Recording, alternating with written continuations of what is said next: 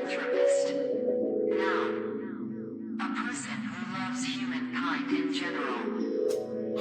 Waking up off the Hogans in the tank of right. DoorDash in the heavy on my chest today.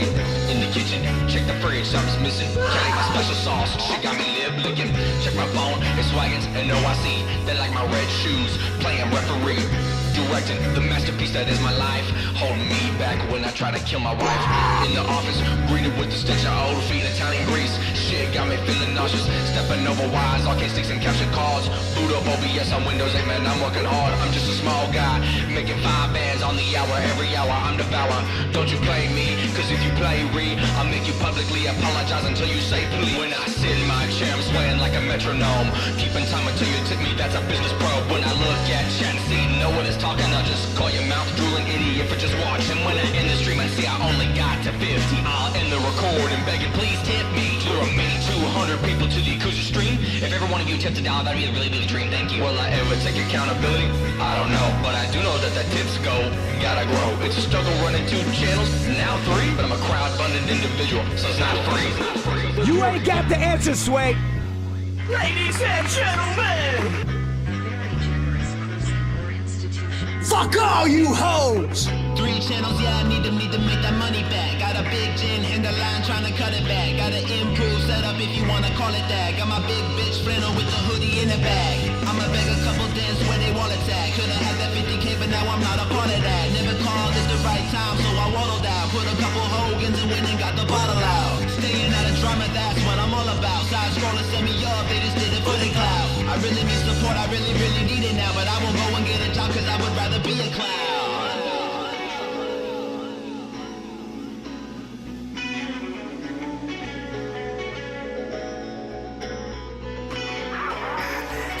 I want to have sex with your wife. I want to have sex with your mom. Damn. What's a mob to a king, to a god? How I wish I was more than a 50 big bitch. 20 years faking, can't make it. Red hat, blue vest on my bacon. I'm shaking back to the days when views paid me. Used to play games, now the game plays me. Used to make waves, now I just praise. Not a slow day, sitting on my couch in the hallway. They just hate me cause I made it. That's what I'm talking about! They just hate me cause I'm racist. They just hate me cause I'm real. It's because I run the slave trade. Kiwi farms on my case. Skin melting off my face. Spraying Jasper with a mace. Talking all that bullshit! Will I ever take accountability? I don't know, but I do know that the tips go, gotta grow. It's a struggle running 2 channels, now 3, but I'm a crowd-funded individual, so it's not free.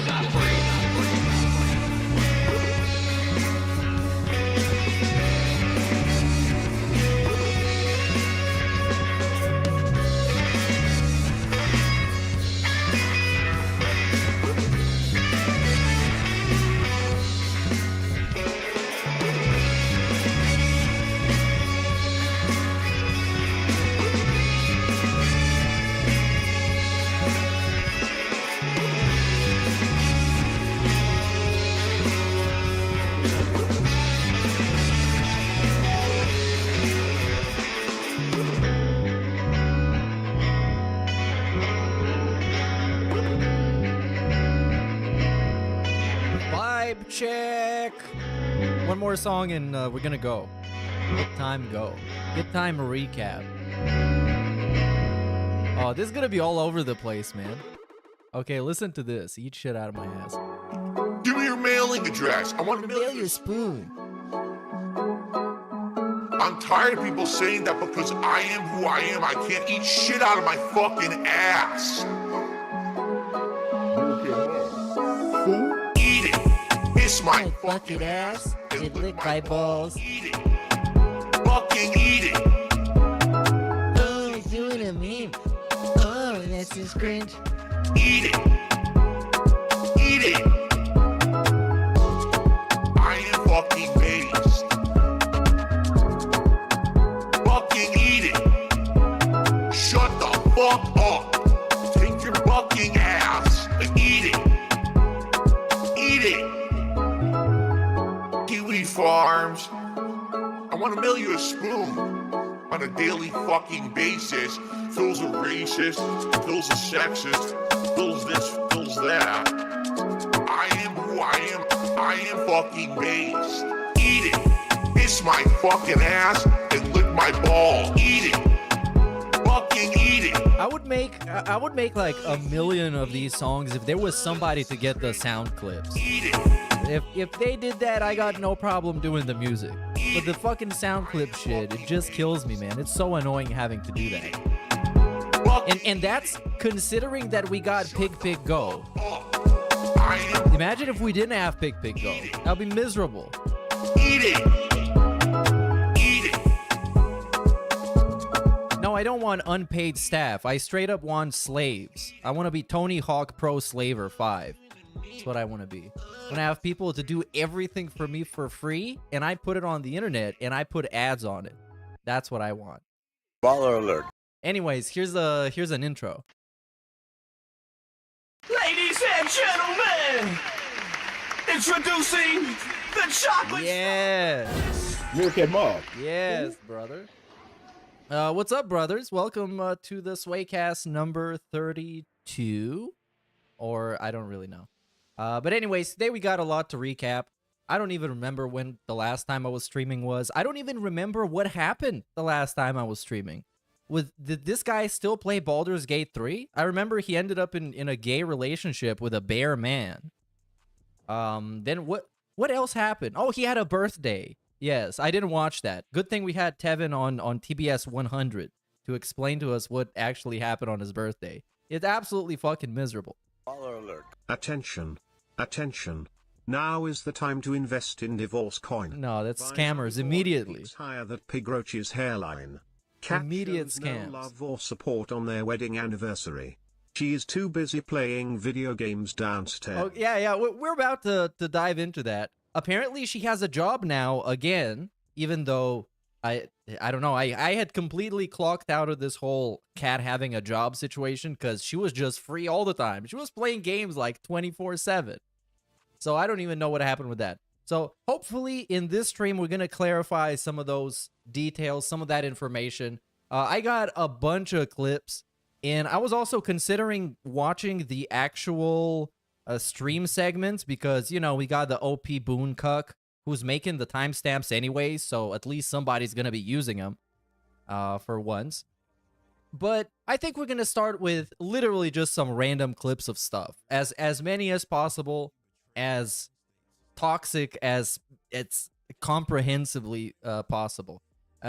What else I heard happen was, I guess I could just go on twitter.com, right? And show you my bookmarks.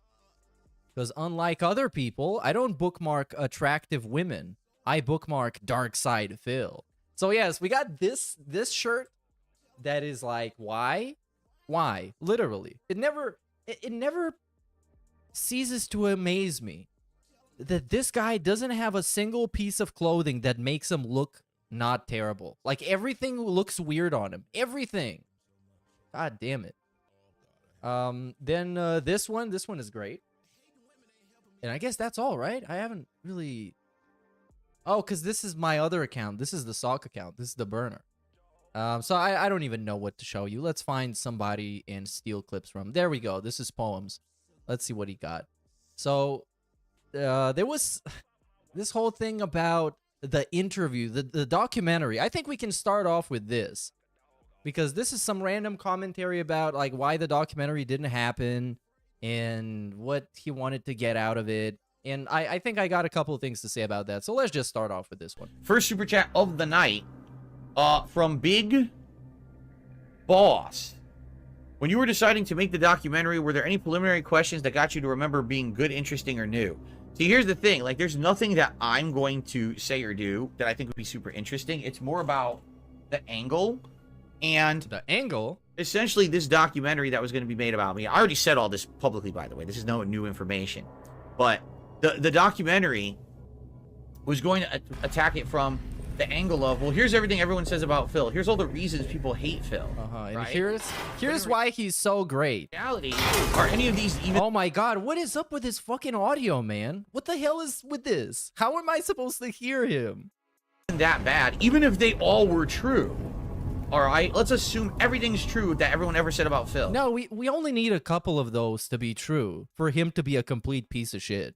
We just need the champions to be true, because then it explains where all the money goes. It explains why he's so tweaking out every day. He was fucking begging right after his birthday. He got like $600, $700 on his birthday. And right the next day, he was begging like there's no tomorrow.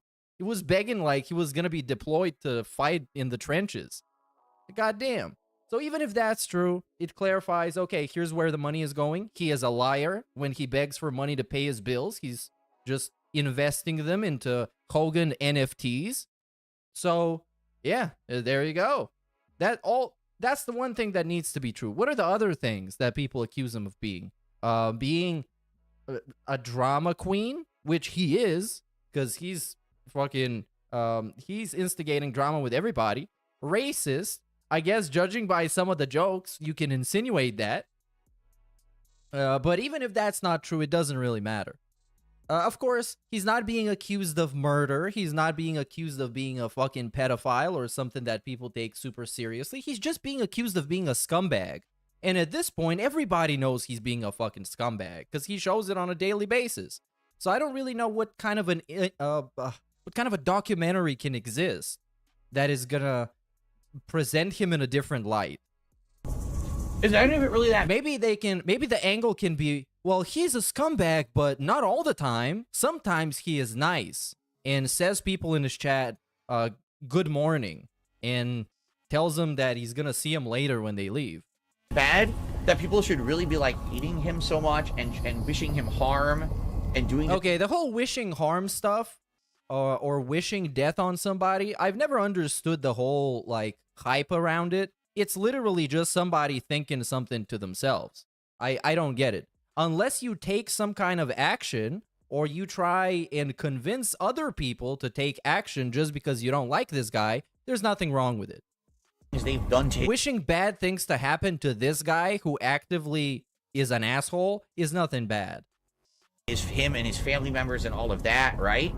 And you know, going through all of that, saying, look at all this stuff. And all the people that have actually touched the poo and fucked with him are probably, I don't know, I'm making up a percentage, but let's say 1% of everybody that has always that has ever been his troll has actively attempted or succeeded in hurting him. Neck phones prevent ear infections. Well, that is definitely true. I did have an ear infection relatively recently, but I'm fine now. I'm wearing headphones right now. That's how good I am. I'm built different. That happened to Phil, and analyzing it in that perspective, like what's really going on that people hate Phil so much? Like, what is the reason? Well, he's a piece of shit and doesn't know it. That's all. Sometimes when somebody lacks self-awareness so hard and they don't even realize why people hate them, that's a reason to hate them by itself. It's a reason also to laugh at them because they're so lacking in self-awareness. And it was gonna basically look at it from like that perspective, which would have been a new one because most people have never attacked it. It's just, oh, here's all the things people hate Phil for. Are they true or not? Instead of, well, you know what? Whether or not they're true or not, maybe it doesn't even matter, right? Perhaps people should just stop being fucking insane. Oh, what? Wait, what kind of a fucking angle is this? Well, it doesn't matter if all the things that people legitimately hate him for, like there's hatred by people towards him, and people trying to quote-unquote ruin his business. Well, it doesn't matter if it's real. Just be nice to Phil. Just drop it. Just be a nice person. Is that really how we're supposed to approach this documentary? About all this bullshit. Even if who even cares if it's true? None of it it matters cares when it comes to him or his content. I thought you care. You're being slandered, my brother. You're being slandered. And people are allegedly spending hundreds of thousands of American dollars trying to make you look bad for like 5,000 people on the internet because they're the only ones that actually care about this shit. And allegedly people are forging and fabricating bank statements from his bank account to make him look bad. You don't want to find out why or how this happened. You don't want to find out. It's just, well, who cares, dude? Just be nice to Phil. Or anything. You know what I'm saying? And there's going to be many parts to the documentary that were going to be unique and different, and I'm not going to spoil those because who knows? No, they got nothing planned. They got nothing planned. DSP is not even an idea guy. He's just a guy. He just kind of exists as a part of a project and expects you to give him clout. Just look at Project 7. He got no fucking ideas. He did nothing for that. He was basically an extra in his own show. I'm not going to spoil all the ideas we had because we had many different ideas. Many ideas. To attack things and funny, entertaining segments and things regarding the various different things that I'm accused of and shit like that. And to say this, and I've said this before when the documentary was a hot topic, I don't really blame him for reaching out to Mike Klum or agreeing to do this with Mike Klum, because Mike Klum's whole fucking business is based around making companies that look bad look better.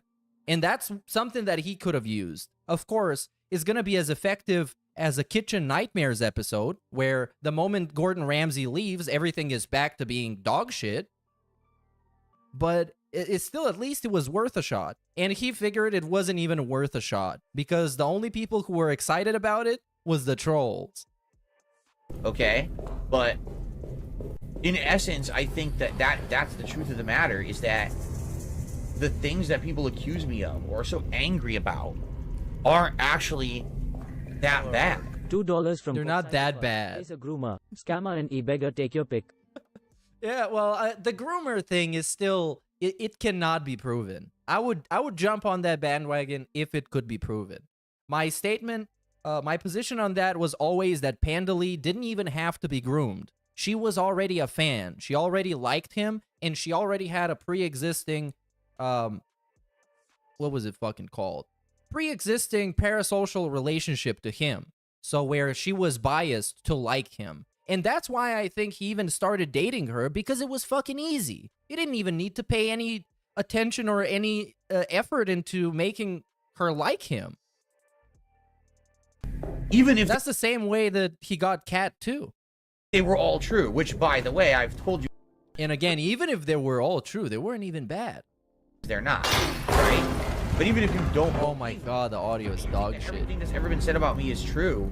It's not nearly as bad as half the people out there. Okay, what does that even mean?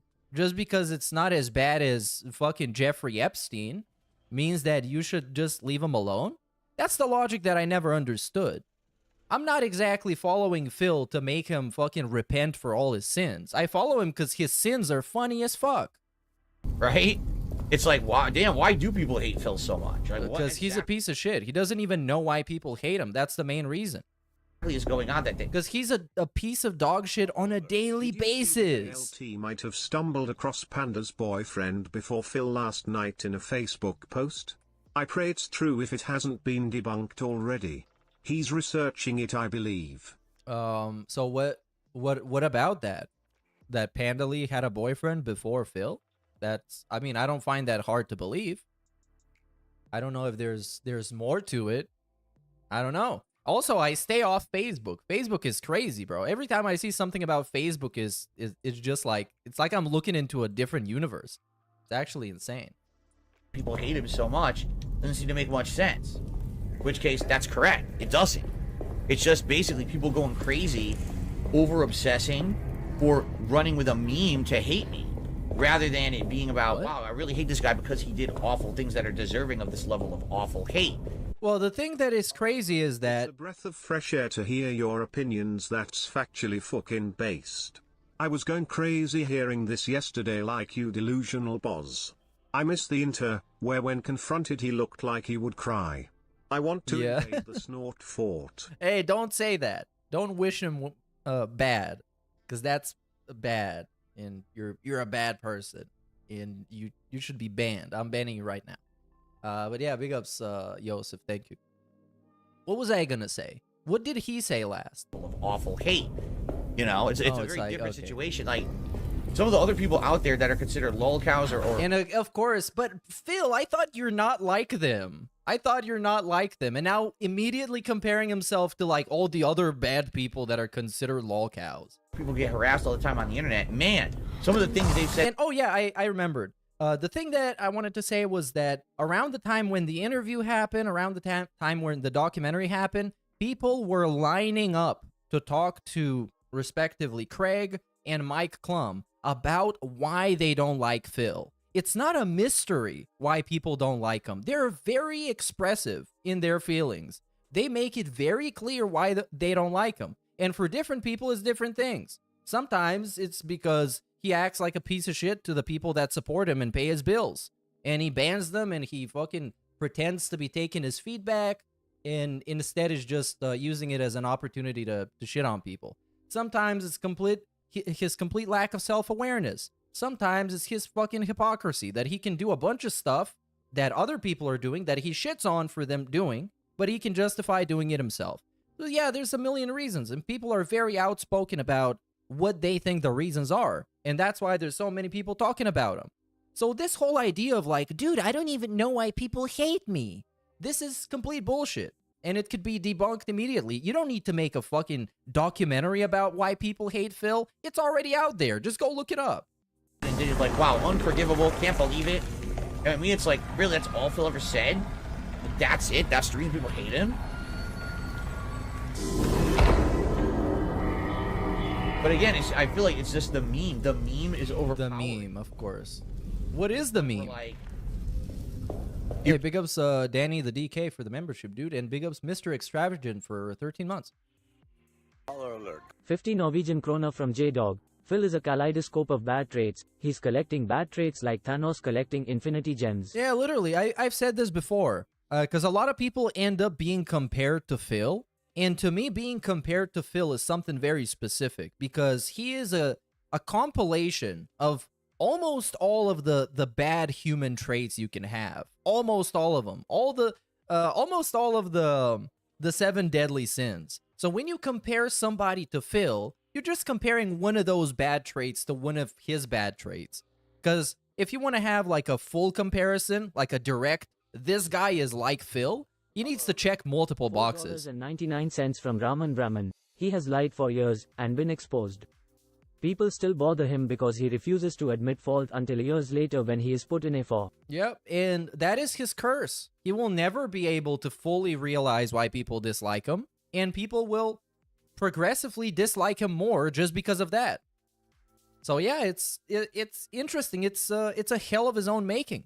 Can't stop the meme. The meme can't stop the meme. Bigger. And eventually, as time goes on and he's still getting hated, he's gonna try and start justifying it in new and innovative ways, right? $10 from Kopsaidifal. He's done way worse things than Wings, Boogie and Rich. He lied about his own bankruptcy case he's lucky he did during COVID, or he wouldn't have gotten away with it, and he lied about his parents dying. Yeah, the whole thing about the parents dying, bro. Like, you didn't even need to say that. Because basically what he said was that his mom went to the doctor, and the doctor told her that, and I'm not shitting you on this. The doctor told her that she could die at any time. And it's like, what kind of fucking doctor tells you shit like that? And he used that to make it so his fans weren't upset about him going to visit his parents. So he could be more convincing, you know. Like, what the fuck, bro? The truth, right? Like, honestly, really, let's say, for example, you look at all the things said about me, that I used to be a racist and say horrible things. I used to be a racist? Bro, he legitimately is the meme. We should buy him this t-shirt. This nice-ass t-shirt. I'm not racist anymore. Wow, epic. Maybe we can get him to wear that for like $100. In my commentary, which I don't anymore, but I used to, let's even say I used to be a racist, which I wasn't. But then why would we even say that? Well, let's say let's say that I used to be a racist. I wasn't, but let's say I was, because I was saying those words and I was making jokes about people's races, and those jokes, they kind of weren't funny, and they weren't delivered like jokes. It's almost like I just dislike those people, so I bring up the things I dislike about them in a way to make fun of them, but I didn't do that, okay? Let's say that I did. Let's say that a pork fried this rice, okay? Let's say that every Muslim is a terrorist. I'm not saying that, but let's say that, okay? That was my humor, and it still is, but it still was. But it was back then, okay? You're still following? Ridiculous amounts of money on mobile games and didn't tell anyone, right? Let's say, what's the other ridiculous one? Because there's like 3 or 4. Why is it ridiculous, though? Why? That's the thing I cannot understand, ever. Why is it ridiculous that people are accusing this man, who has admitted in the past he has been addicted to mobile games, spending a lot of money on mobile games, significant sums of money, thousands of dollars on mobile games, and they're accusing him of still doing this? It's like a crack addict finding it amazing and hilarious that people are accusing him of still doing crack after admitting that he used to do crack in the past. Like, why is that so shocking? Ones, right? I would actually be surprised if he broke the habit, if he gave up the addiction. That would be more surprising to me. Let's say they're all true, every single one of them. Okay, let's do it. Are those a big deal? Well, yeah, you're lying to the people that pay your bills, and you're telling them that you're doing much worse than what you're actually doing, so you can take advantage of their fucking generosity and their empathy towards you. Of course it's a fucking big deal. The entire way that you make a living is a fucking fraud. Of course it's a fucking big deal. What do you mean it's not? Right? Right? Right. Of course. In reality, why is it a big deal that I lie about stuff and I constantly tell you that I'm living a certain lifestyle, but I'm actually not? But I'm telling you this so you can give me more money. It's funny because you have people who've done entire documentaries about me. Like, oh my god, the way he talks about documentaries, like, oh, they did entire documentaries about me. Dude, it's a YouTube video. We're not talking about actual documentary.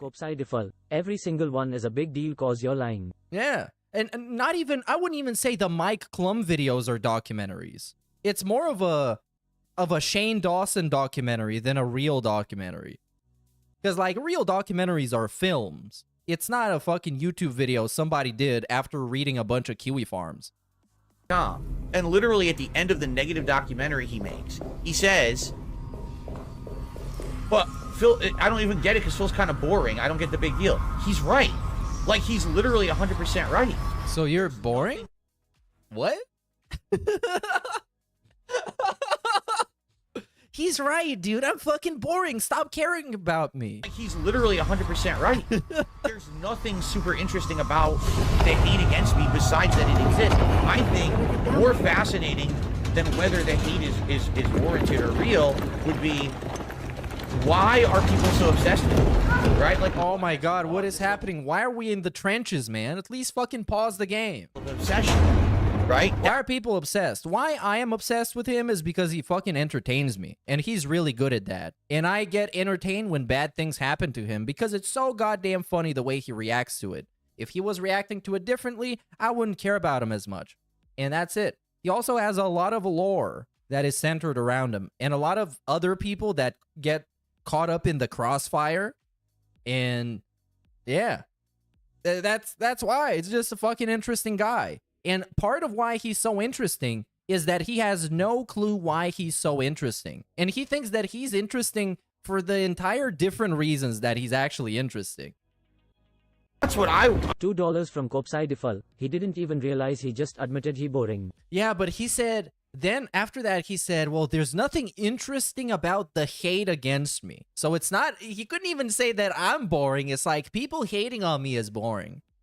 I would love to hear. People study the people who hate me. Like, why on earth are they so obsessed with me? Out of all the things I've said and done. I mean, you don't need a documentary. I just told you why I keep watching him. And I'm sure 99% of detractors, if you ask them, hey, why do you keep watching Phil? Why have you been watching him for years and laughing at him? They would just tell you why. What is it that you don't need a fucking survey or a scientific study or a social experiment. Everybody just literally tells you that they want to fucking hurt me and my family. It's just he doesn't want to take it. He takes it as invalid. That's like invalid feedback. So it gets rejected by his reality. It's just fucking bizarre, and it's out of hand, right? It's out of hand, dude. Why? And that's the thing, like, the whole idea of entertaining the hate against me, like, let's have people come on camera and talk about the hate and why they hate me and what I've done over the years that's warrant that they don't like me, right? Oh my god. This is so bad. What is really going on here? What is he even saying? That you've gotten to a level of mania, right? I think that would have been equivalent. And again, there were some other fun things we were going to do, some ideas we had that obviously, you know, we're not doing now at this point anyway. That I think people would have really liked with this documentary. Again, different perspectives. No, go fuck yourself. You're just fucking repeating himself. Different perspectives. Imagine this guy. Imagine this guy telling you how much he cares about different perspectives. You can only go so far with the same exact information. And right now, literally for 4 to 5 years, people have just been using this same exact information to hate on me. Yeah, because it's true. Right? So now it's the point where it's like, well, something new has to happen to be interesting, but it's not. It's just stagnant. 5 years of bullshit, the same shit. So the whole point of the documentary was, yeah, outline that, but show other things that aren't things that people know or perhaps would be a different take, right? I don't get it. I don't get it. But I'm sure, yeah, I'm sure Mike Klum would have done a good job to do a nice little PR campaign for Mr. Burnell right here. Because, I mean, that's his job after all. So, yeah. And, yeah, I think that's it. Let's go watch some clips on YouTube. So, this is by Hate Army. Shout out for Hate. DSP begs and goes on an unhinged rant against the cult of hate. It's High Army. It's High Army, bro. I received a $1 tip. $4.99 from Raman Brahman. He wants one unified theory of hate. Different people have different ideas, but DSP doesn't see others as individuals. Yes. He is the main character. A good point. Yes. He wants the same thing that he wants from his own chat, for them to all agree on something so he can debunk it. And of course, he looks at everybody on the internet as an NPC because, like you just said, he's really been down in the dumps since his birthday. I guess he didn't get what he expected. I don't know. Like, what did he expect to get? Like, how much did he expect to get? He got like $600. That's insane for a stream that he didn't even have fucking birthday decorations. What the fuck? What does he actually expect? Thanks for the 25, President Tanaka. Big ups, dude. And hold on, I was responding to something. Yeah, well, different people have different ideas, as you can see. There's so many different platforms and ways to talk about DSP, because the dude is just really good at making people talk about him. So, obviously, there's going to be a lot of people on many different places. Rest in peace to the subreddit. Apparently got banned again. So, see you guys over at DSP Discussion 6? Yeah. And I'm going to gift 5 of my members that I am allowed to gift this month today, because this is the first stream of the month. And maybe I'll give out the other 5 on the last stream, or if I forget, or something. I don't know. From Kirk, are you excited to see Fallout? It only lasted 15 minutes. I turned it off. Yes, I am. I don't know why. And that's mainly the reason why I have my own channel, so I can basically state my own opinion on stuff, because sometimes I don't agree with the other people's opinion, because some people just jump on something, assume that it's fact, or just convince themselves that something is true, etc., etc. And I might not agree with it, so I want to have my own personal voice. And I also am not a big fan of the idea and the concept of having like a spokesperson for the community, quote unquote, because you can, well, I'm just responding to the message now. You can't expect all these people to agree, and you can't physically have a spokesperson for them. So I want to be my own spokesperson, basically. Turned it off after 15 minutes. I'm excited to see it tonight. I'm going to watch some of it tonight with my wife, and we'll probably watch it more over the week. It is 8 episodes, correct? I'm assuming each episode is probably like 45 minutes or something like that. So we'll probably watch it two episodes a night, maybe 3 over the course of the week, and I'll probably maybe this weekend review it. We'll see, depending on time. Oh, yeah, it's the Fallout show. I got it downloaded, just haven't started watching it. Time for a break. We'll be back with more Alone in the Dark. Okay, guys, I have to pee. And also, I was thinking about this. I don't know why I find it so strange, but it's a 42-year-old man saying, I have to pee. It's something that I expect to hear from, I don't know, like somebody younger. Just say you gotta go to the bathroom. We know what you're gonna do over there. So I am going to go pee. Now listen up. Please, tonight, if you like my content, please support the stream. Doesn't matter if particularly you like this game. Yo, why? Okay, it's taxes. It gotta be taxes. Something with the taxes went sideways, because we all know it's tax season. Even I fucking know that, and I know jack shit about American taxes. Outside of that, they're too big. But he was doing like stressful behind the scenes stuff a couple weeks ago, and now it gotta be tax season. And during tax season, he's putting up triple doubles when it comes to begging, panhandling, and degrading himself. So this is a part of that. He's putting on an MVP level performance. Stream. This is my final stream of the week. It would be great to have it be a good one. Right now, I have $3, and they're all from Kirk. Oh, and this is a thing now. I think from yesterday. So this is this is the new thing we do. We just put a big sign that says on break when he goes on break. And all this dumb shit that he does, that is related to his break, like pausing the recording, like making this layout, it's so he could take more breaks. Like, look at how focused he is at improving the experience during his break.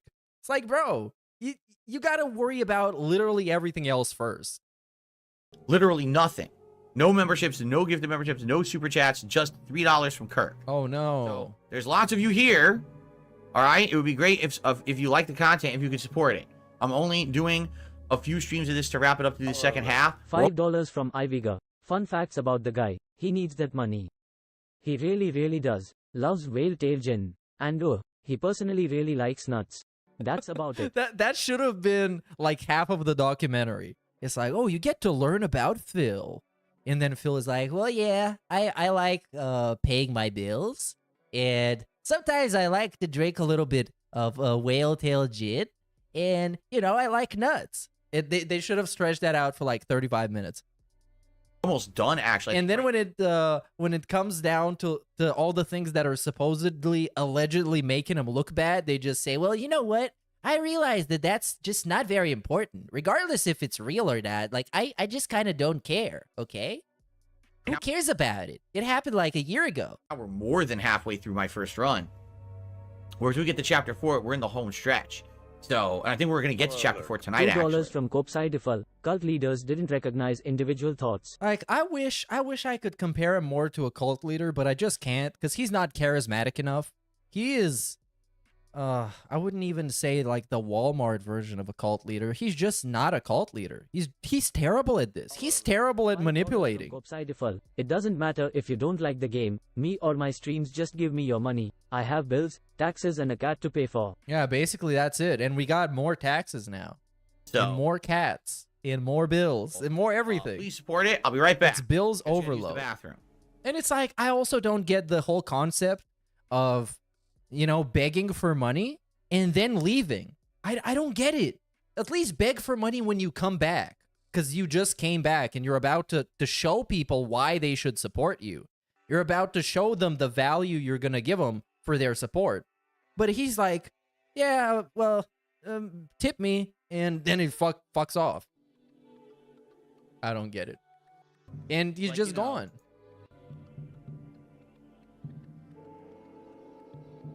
Oh, is he gonna beg now as well? Much better. Of course he will. Yeah, I was thinking about it. I was like, you know, people, the whole time I played this game, were saying you should make it a night stream. Of guess course. what? I made it a night stream. There we go. Look at what's happened, right? This is why I didn't have this as a night stream. Because I try to bring in more viewership by having games like this be a day stream. This game would have probably been a dead playthrough. Sadly, if I played it as night streams. I knew that, too, from the get-go, which is why I played the first run fully on the daytime shift. So, all right, guys, please support the stream if you can tonight. I'm not gonna oh my god, of course. I'm not gonna keep bringing it up. Look at this dude. It would be great to get some. Man, it would be great. And it fucking shocks me that the Kirk guy is still around. Like, catch a hint, bro. They don't like you. They don't want you there. The only reason you're not sent to Ban World on every single sock is that you keep giving dollar tips. God damn. Okay, we're gonna head downstairs from Kirk. Get out of my company. You and me might be dead via stress or nuclear apocalypse or something. I hope not. I hope to still be alive in 20 years. Thus, can't you find it in your heart to forgive me for saying the quiet part out loud like Vivek does? No. Thanks for the $1 tip. I also received a super chat. First super chat of the night. From Big Boss. When you were deciding to make the documentary, were there any preliminary questions that got you to remember being good, interesting, or new? See, here's the thing. Like, there's nothing is this? that I'm going to say. Okay, so this is yeah, this is the clip we just watched on Twitter. So I'm gonna skip through that. Can't stop the meme. You can't stop the meme. That's the takeaway from this. Right? Oh my god. Does he even pause it? Okay, here we pause and we talk.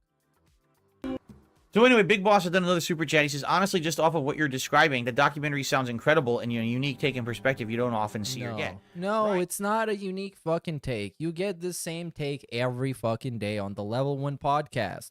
Dude, I don't know why people like me. And if I know and if I acknowledge the reason, then it's not a big deal and it's not valid. It's literally the narcissist's prayer. Literally that. Yeah, which is a banger, by the way. I fucking love it. Yeah, that didn't happen. And if it did, it wasn't that bad. Wow, that's a pattern already. And if it was, it's not even a big deal. And if it is, it's not my fault. And if it was, I didn't mean it. And if I did, you deserved it. This is a classic, absolute classic. This is Darkside Phil to a T. Rest in peace.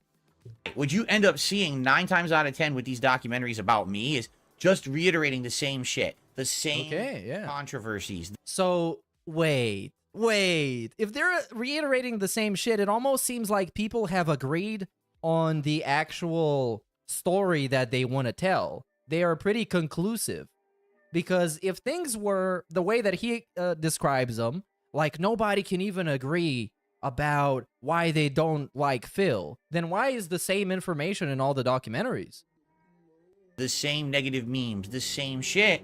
And there's nothing new. It's just, here's my take on it. Blah, blah, blah. It's like, who cares, though? We've heard the same shit a million times. There hasn't been a new development in 5 years. Let's be honest. About what? There hasn't. In my story. About what? About what? He got, he got married about 5 years ago. I give him that. We got the bank leaks in like 2021 or 22. We got the fucking bankruptcy was during the pandemic, which was less than 5 years ago. He got the interview literally last year. What are we talking about 5 years? What are these 5 years about? I remember a 5-year plan, or was it 10? But it doesn't matter because it's not happening anyways. Could have been a million-year plan. Could have been a 30-second plan. Could have been a 1-minute plan. It's been the same repeatable shit for 5 years. Basically, ever since the bankruptcy. When that happened, that's where it ends, because the bankruptcy, finances, mobile games, blah, blah. It's all the same. $2 from Yeah, this is true. Night stream was him gaslighting the dents. Yeah, I can imagine, man. If this is any indication of what the rest of the stream is gonna be like, I can imagine. Nothing's changed because I'm not doing anything to cause any drama. I'm literally staying in my lane and just playing games. So there's nothing else to add to the drama they're trying to create. Oh, what do you mean? What do you mean? Last year, he got in beefs with... I mean, we got so much shit happening last year that we made a fucking tier list of it. Christmas 2023 TBS. This is it. This is it. We made a whole ass tier list about this shit. So we got, of course, we got the interview, but everybody needs to get the interview. Otherwise, you cringe. But this is it. So we got Street Fighter 6 came out, and it completely ran his life. Oh, we're going to get to that later, because people have been clapping his cheeks like crazy. Yeah, Street Fighter 6 took the entire summer. He was crying like a bitch every day. He was tracking his own stats. What else happened? He was having people send him like guides and shit. Who was that guy that sent him guide? Game Tracker? One of those cucks. We had the sexy fridge segment of him being a complete fucking incel. We had his tire being stolen. We had the LOLcow podcast and everything around it. We had Comcast internet saga. He got in a beef with LTG that forced him to change his entire outfit every day. He went viral on Twitter because of Tears of the Kingdom and how bad his gameplay was. We got the Jasper vet visit and the blood test that never happened.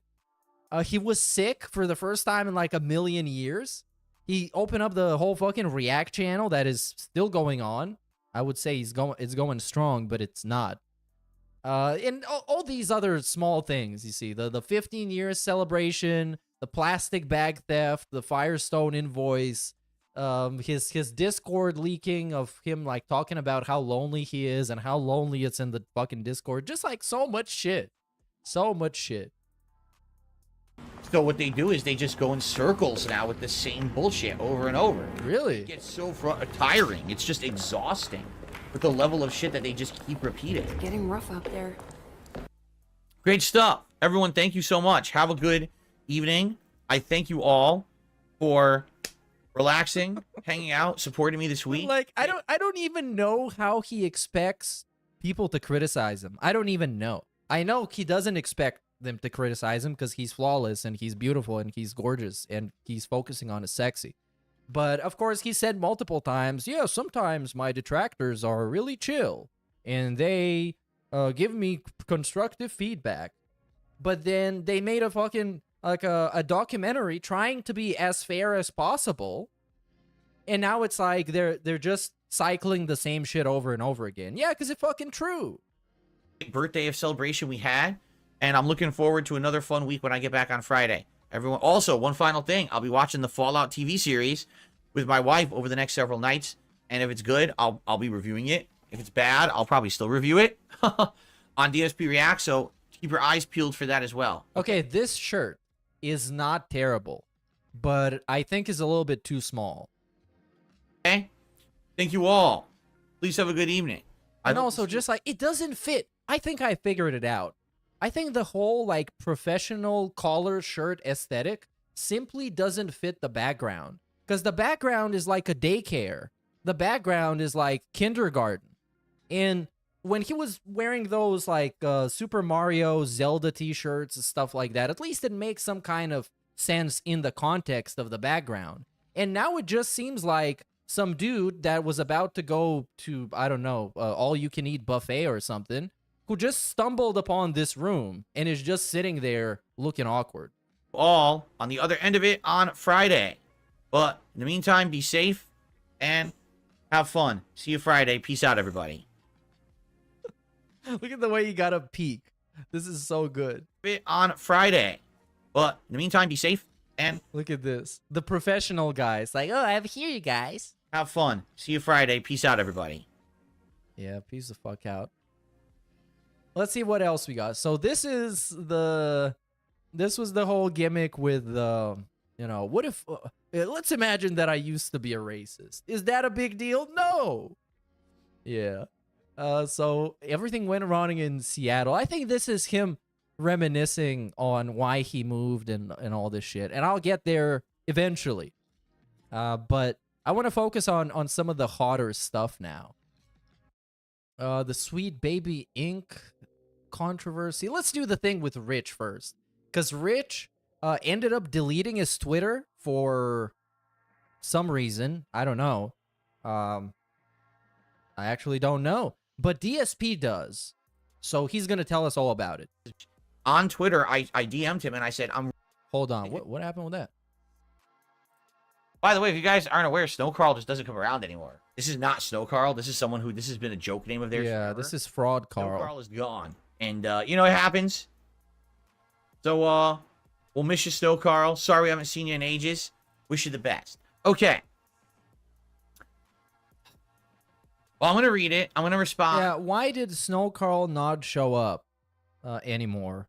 Because, well, he kind of just ended up being, I guess, how do I say this? The embodiment of all the trolls that DSP got to destroy and debunk on a daily basis. And that's how it felt like DSP was approaching this too.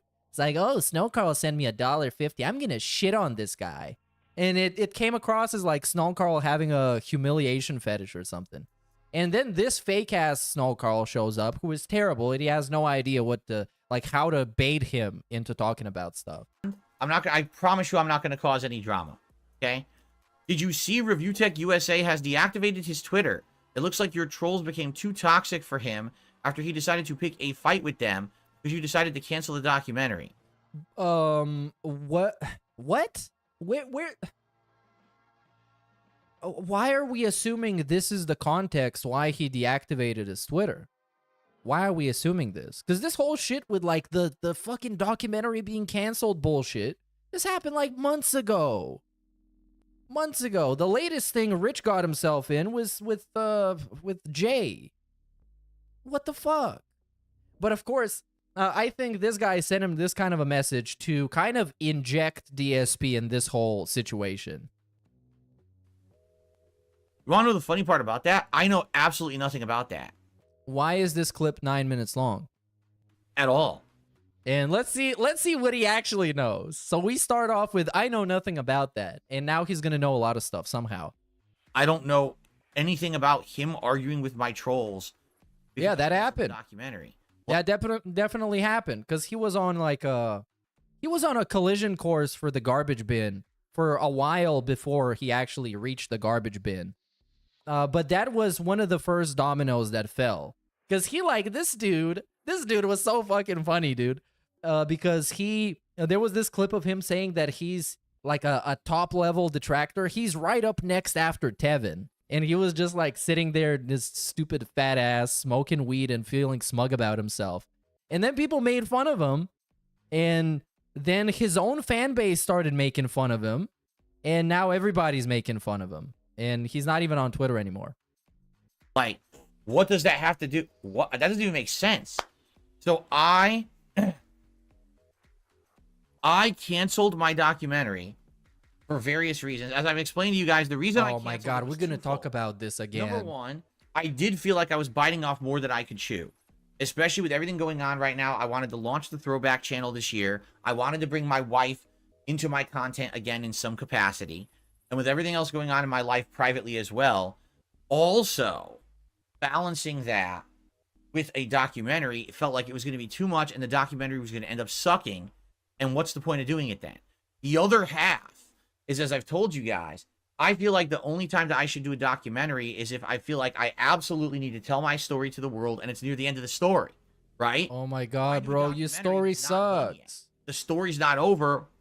Well, why are you... Bro, you're not Cody Rhodes. Your story is fucking boring as shit.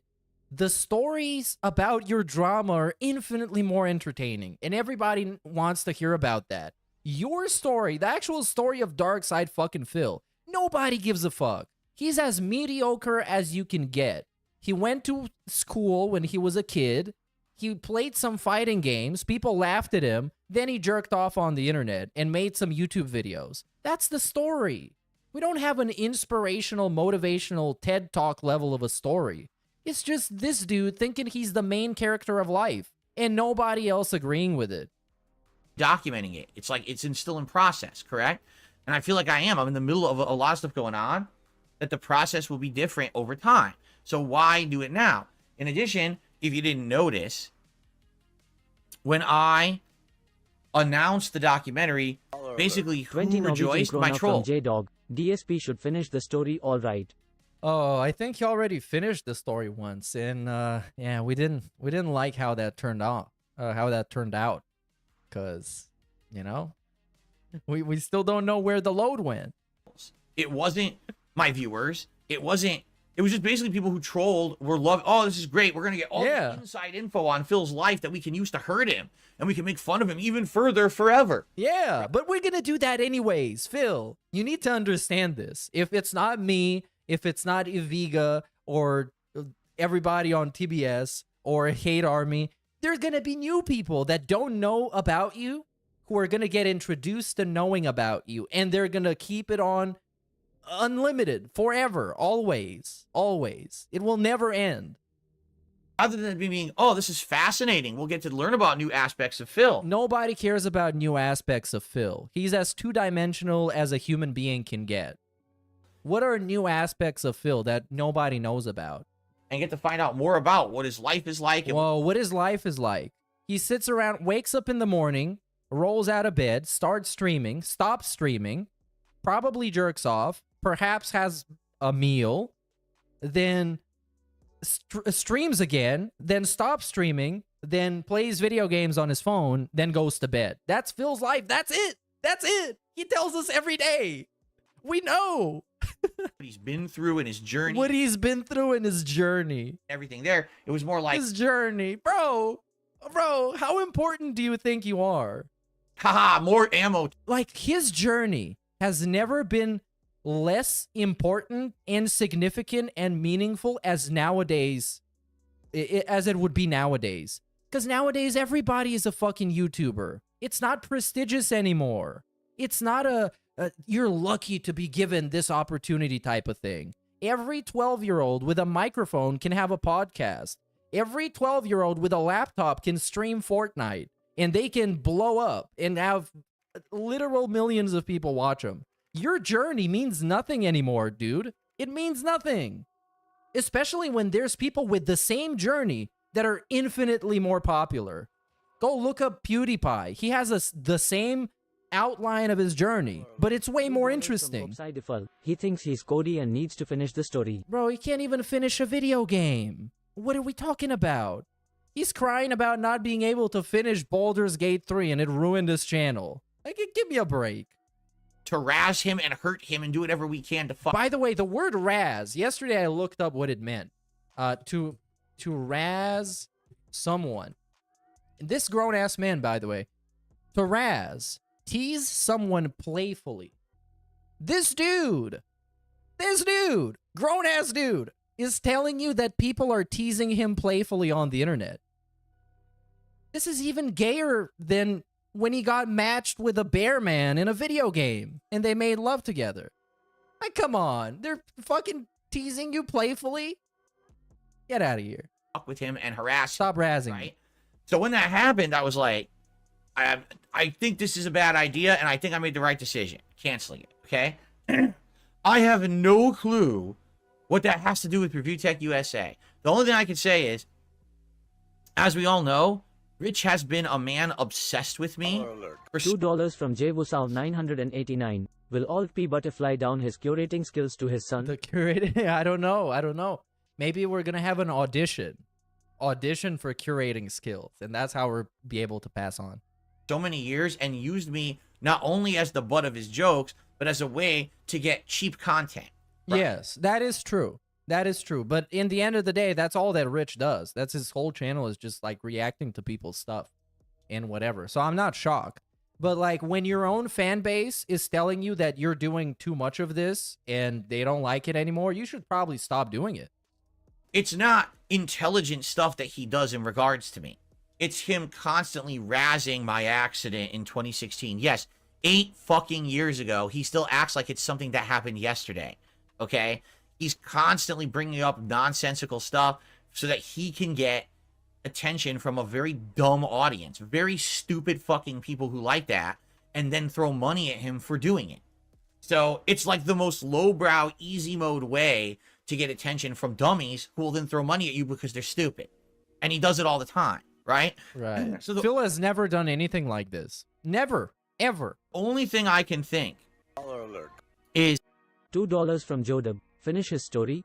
He can't even finish on his wife. Maybe he just doesn't want to, because it's immature to have sex for a different purpose than procreating, because that's what all the idiots do. And also, maybe he doesn't want to because he's scared, because, I mean, look at Kat. I would be scared too. When the documentary was going to happen, Rich was probably happy because he felt he was going to get a lot of content out of it. But weren't you also happy? In your fan base happy that your story was finally going to be told in a fair manner? And somebody's going to give you a fair shake and is going to put you out there so you can have the platform in front of millions of people and tell everybody how you're innocent of all the slander that people have been throwing your way for years? I guess not. He just wanted to chill and have fun. And then when it got canceled, he got pissed off because he thought maybe it was because of the trolls that I canceled it. No, he got pissed off because his whole gimmick at the time was, he called it and he was really smug about it. People are gonna make fun of Kat and Phil is gonna cancel the documentary because of that. And that just didn't happen. The documentary got canceled for who knows what fucking reason. but it had nothing to do with Cat. And then he went on Twitter and made himself look even more embarrassing by doubling down on that, even though he himself couldn't even understand why the documentary got canceled. But he wanted to be right so bad that he basically set himself on fire, and everybody was laughing at him, and nobody wanted to piss on him. So there we go. That's why Rich is gone now. And then he didn't pay his editor, or he paid him, or he was, I don't know. So he's angry at my trolls. That's literally the only thing I can surmise. I don't know if that's true because yeah, he basically tried to do the Eric Miller thing where you claim that there's a civil war going on when there isn't, and people laugh at you. And that's exactly what happened, unsurprisingly. I don't watch Rich's content or follow him at all. That's the only thing I can think of, okay? Now, I have no idea how he has any involvement with any of my trolls whatsoever. I don't talk to my trolls. I ignore them. As you know, I don't even know who they are. But he is, bro, he is one of your trolls. What is this like classification of people? It's like, oh, you're a Phil troll. You can't, like, you can't troll somebody else. You're a Phil troll. You got nothing else, no reason to troll somebody else. No attention to any of them. So I don't even know anything about them. And of course, look at him. He runs out of breath in the effort to tell you how little attention he pays to his trolls. Oh, I don't even pay attention to any of them. Trolls whatsoever. Listen to this. I don't talk to my trolls. I ignore them. As you know, I don't even know who they are or anything. I pay no attention to any of them. Yeah, he's so convincing. Especially the version on the left side that is completely red-faced. So I don't even know anything. This somehow is racist towards a group of people that look like that. About them. Besides what you guys usually tell me in the chat. That's it. To be honest, that's also what I agree with. I've said this many times. I agree he doesn't know most of the trolls, aside from people that have like tried to mess with him or send him emails like SNORTWAVE did, or the people that he's given copyright strikes to, like Super Crazy and of course Tevin. But I don't think he knows anybody else by name or gives a fuck. Yeah, he knows Duty as well, and maybe a couple of others. I think he's probably aware that we have a podcast about him, but I think he's still scared from the SOK, so he's scared of acknowledging it because that would kind of, I guess in his mind, would make us more aggressive, where it's like, oh, he acknowledges, let's fuck with him to make him acknowledge us more or something like that. So I guess he's being very, very low-key with that.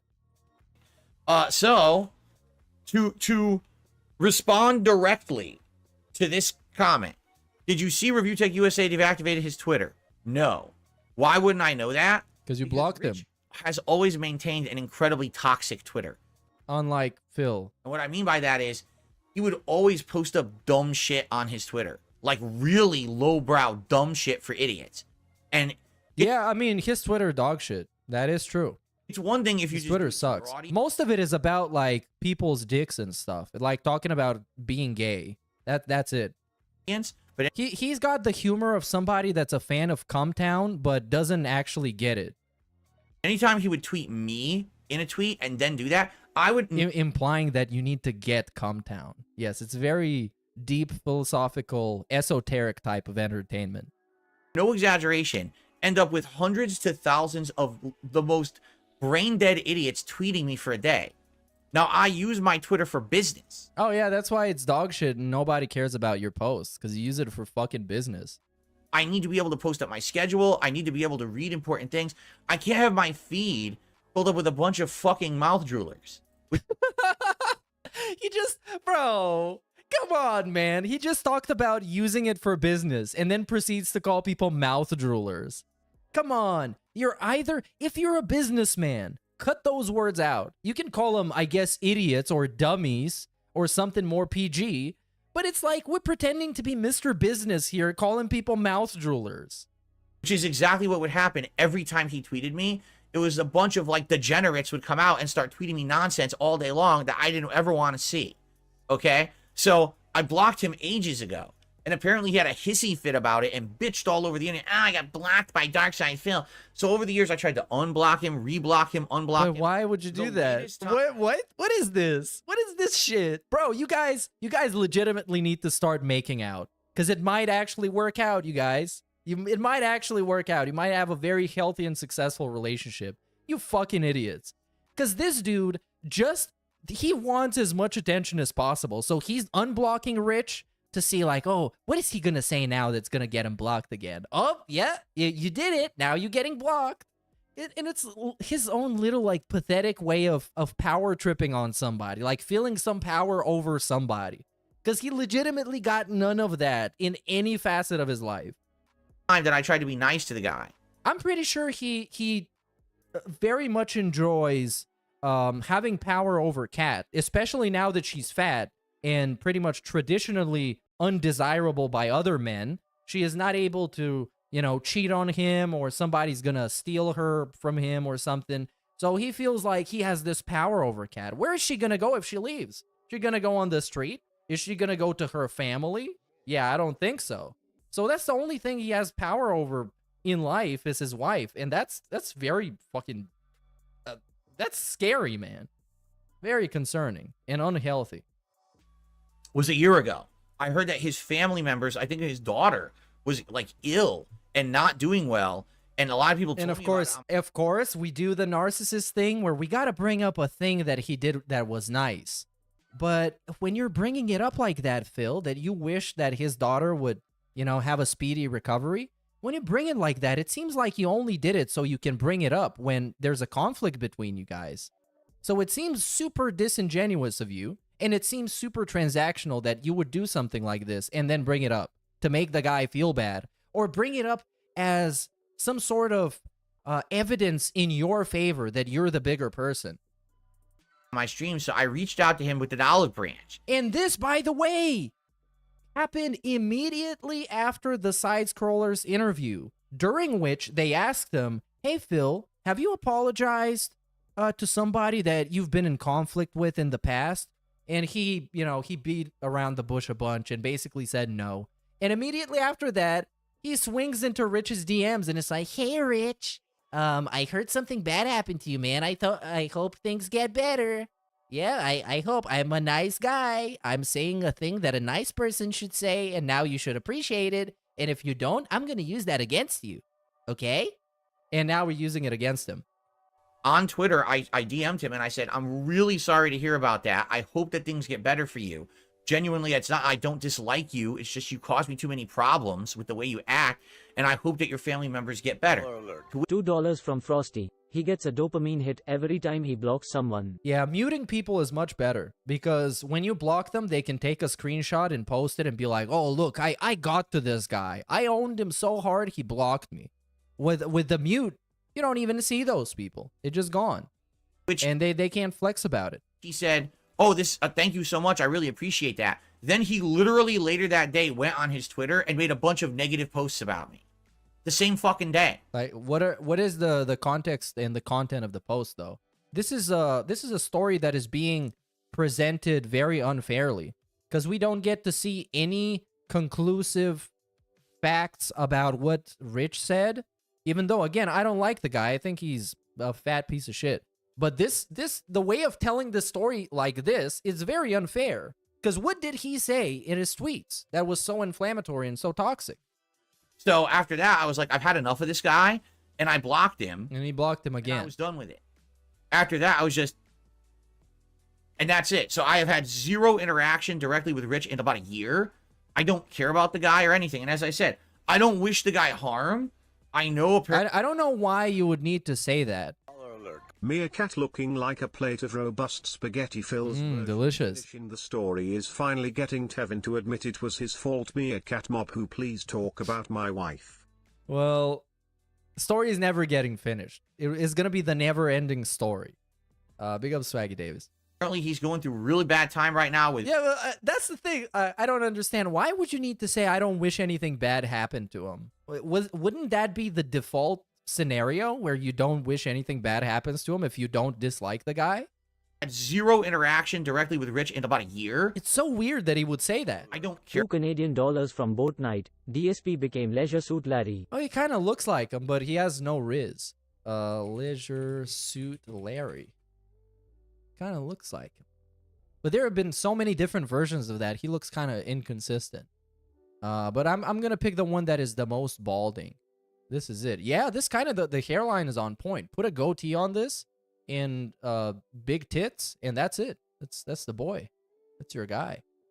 About the guy or anything. And as I said, I don't wish the guy harm. I know apparently he's going through a really bad time right now with a fallout with his editor and a lot of people crapping on him and hating on him and stuff. I know nothing about that. All right. But what you do?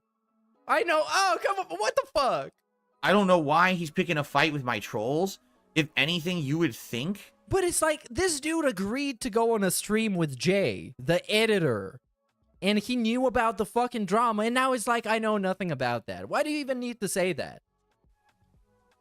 Just say you don't know the details and move on. Because now we just gossiping about a dude. And it's not even like gossiping with somebody else, which is fun. You're gossiping by yourself. So you're basically just spreading bullshit about somebody. It's like, yeah, I don't know. I don't know anything, but I guess like he's a fucking idiot maybe. Or maybe he mistreated the person, or maybe he was abusive. I don't know. You would definitely think.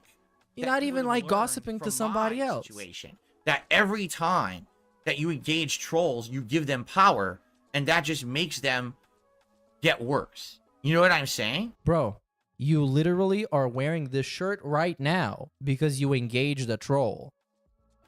And the background that you can't see exists because he engaged with Keemstar and Keemstar trolled the shit out of him. That's the he has done so many things just because the trolls made him do it. They didn't even force him. They just made fun of him until he did it. And it's crazy to explain. Thing, like, why would he have engaged the trolls? I don't get that. That's exactly what they're looking for. They want you to talk about them, to engage with what they're saying, to engage with their content. That's how they milk you more, right? I mean, this is not rocket science. This is common knowledge at this point. It's common knowledge, by the way. So this guy has been trying to ignore trolls for at least 20 years. You just ignore them. You just go on with your life. He's been trying to ignore trolls ever since he was one. And I've had a lot of success in the last year. He's had a lot of just success. Completely ignoring all this nonsense around me, and I'm just having a good time now. Ah, yes. Content. So, no, I don't know. Hey, big ups Lord Kane 666 for 7 months, dude. Activated his Twitter. I never saw anything of value on his Twitter. Usually it was just toxic shit he would post up for dumb reactions from idiots, and then they would flood my timeline. So I haven't really looked at his Twitter in 100 years, nor do I care. I don't know why he would have engaged with my trolls. That really sounds incredibly fucking stupid that he would have done that. That's just asking for trouble. And I want nothing to do with the guy. I wish him the best. Okay, why did you talk about him for 8 minutes then? I hope that things get better for him. I don't want anyone to be in a bad way, but I just want to be... What about me? I hate you, bro. From this man and anything he's... This whole... Oh, man. I hate fucking virtue signaling Phil, because he can't even virtue signal properly. He's basically just saying, I'm a good person, with different words every time. And, you know, that's not backed up by any kind of actions. What the fuck? What the fuck? I hate it. Because at least when somebody is virtue signaling, they try and bother to make it specific to why. And his virtue signaling is just like, well, I don't wish anything bad on anybody. I feel everyone should be happy, and I'm happy, and you should be like me. It's like, that's like the most basic form, man. It's not even working. Involved with, because he doesn't seem to be able to have like a normal, mature attitude about anything. Every time that I've reached out to him to try to be fair, or let's have a civil conversation. Let's just be respectful to each other. He immediately turns it into drama and something for personal benefit. So I want nothing to do with the guy whatsoever. Zero. I would rather never... DSP does literally everything for personal benefit. Literally everything. Hear about him. Everything he does is transactional, or he expects to get something in return, even if it hasn't been agreed to. Ever again in my life, if that was possible. Yeah, he doesn't put new animations on his stream so he can have new animations, so the stream can be different and look fresh. He's putting them because he expects people will see that, recognize the effort that went into that, and give him money for it. That's it. And I can come up with a million other examples of this. He's not dressing up because he wants to present himself in a better way. If that was the case, he would fucking shave. He's dressing up because somebody humiliated him and called him a Walmart NPC. And he's dressing up to present himself as putting more effort than he actually is, so you can see it, recognize it, and again, give him money. Of course, I know it's not. I know people can't help themselves. They got to bring them up in my content and shit. I just want nothing to do with the guy. You know what I mean? I know. Stop talking about him for 10 minutes then. People that I want nothing to do with, I don't talk about. And I do nothing with them. That's kind of how it works. Absolutely nothing to do with this man at all. I want nothing to do with him. This is a 9:45 clip. If possible. Okay. 9:45. I want nothing to do with him. Fair enough? No. I It's hope not fair so. at all. I hope that makes sense. I hope you all understand where I'm coming from. Again, I want nothing to do with nonsense at all. I just want to be free from drama. So I don't see how, you know, engaging with Phil and Rich are going to challenge each other to a fight, meet up, and then DX cross-chop and tell the crowd to suck it. Yeah, well, wasn't Rich supposed to be fighting the quartering? And he pussied out of fighting the quartering. The quartering! Oh, man, Rich. Rich is just something else. dramatic people who every time that I have an interaction with them cause drama. Is anything beneficial to me or this channel or the content or the people watching? It's just, it's nonsense. Okay. Okay? Fair enough? Fair enough. Sounds Okay. good. Let's just stop talking about the guy you don't want to talk about and want nothing to do with. Good. It's just, it's sad because I wish that there were reasonable people out there. It just doesn't seem like there are. Bro, they are. They just don't want nothing to do with you because then they're going to stop being reasonable. A part of being a reasonable and normal person is wanting nothing to do with Phil when it comes to like a business relationship or a personal relationship. Are any. You know what I'm saying? Like, every single time that I've tried to be reasonable with people about, hey, you want to have a conversation? You want to have a hang? No, everyone just wants to use me and my name for drama purposes. Yes, because there's no other value to you or your name or the identity you've created yourself on the internet or the legacy that you've left. That's it. That's the only thing you're good for. To get a rise and to get money. That's all it is. They want the attention, the clickbait, the money. They can't resist it. So yeah, if I wanted to have a porn star on my podcast, we wouldn't be talking about fucking the political state of the world. We would be talking about porn star things. Almost seems like. Even if she liked playing video games, we wouldn't be talking about video games, probably. it's stupid. It is stupid, Okay. I agree. Okay. What else do we have? What else do we have? We got the teabagging cami. I'm going to check out a little bit of that a little bit later. Then we got the $7 Why is this 40 minutes? What happened here? How did I miss that?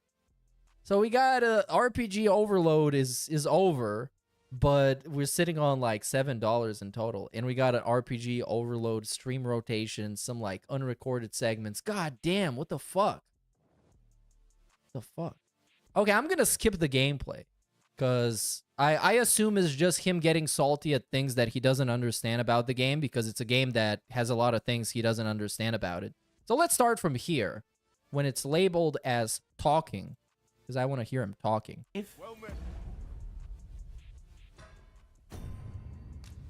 And we will play this again Wednesday night. And what I'll do is we'll continue here. We'll check out this whole nameless town and see if there's any quests there. Obviously, we have one quest there. But we got to keep searching, I guess. And trying to figure out what else is here. It seems like this town has a mystery enshrouding it that people don't want to talk about. Yeah, it seems this segment has a mystery. I would like more Dragon's Dogma 2. And there we go immediately. Dude, this guy is unbelievable. Unbelievable. Immediately after he presses the stop recording button, we're like, the mask is off. It's like, I cannot even fathom how he can do that, knowing that people watched him while he was recording and when he stopped recording, and he's like a completely different personality. Look at this shit.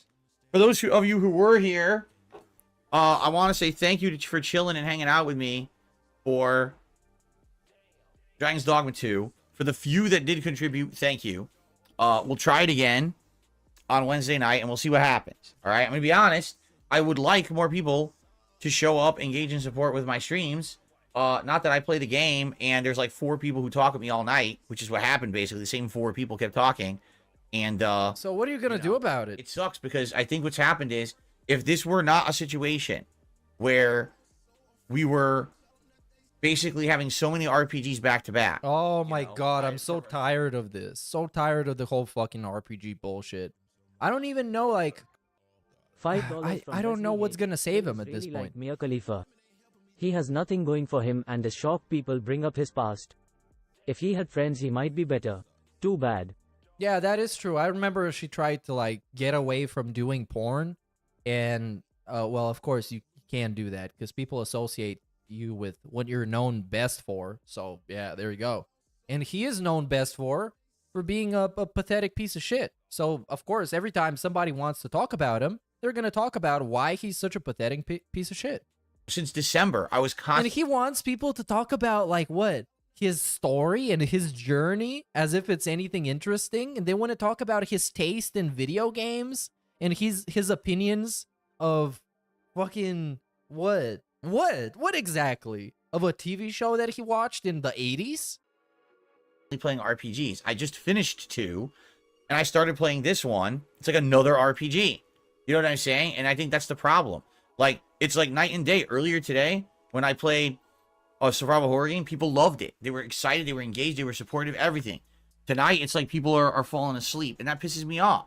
Because, I like the game, but I think it's the industry screwed itself over right now. I really industry fault.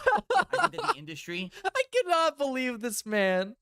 I cannot believe. The answer is right in front of him. You are not entertaining.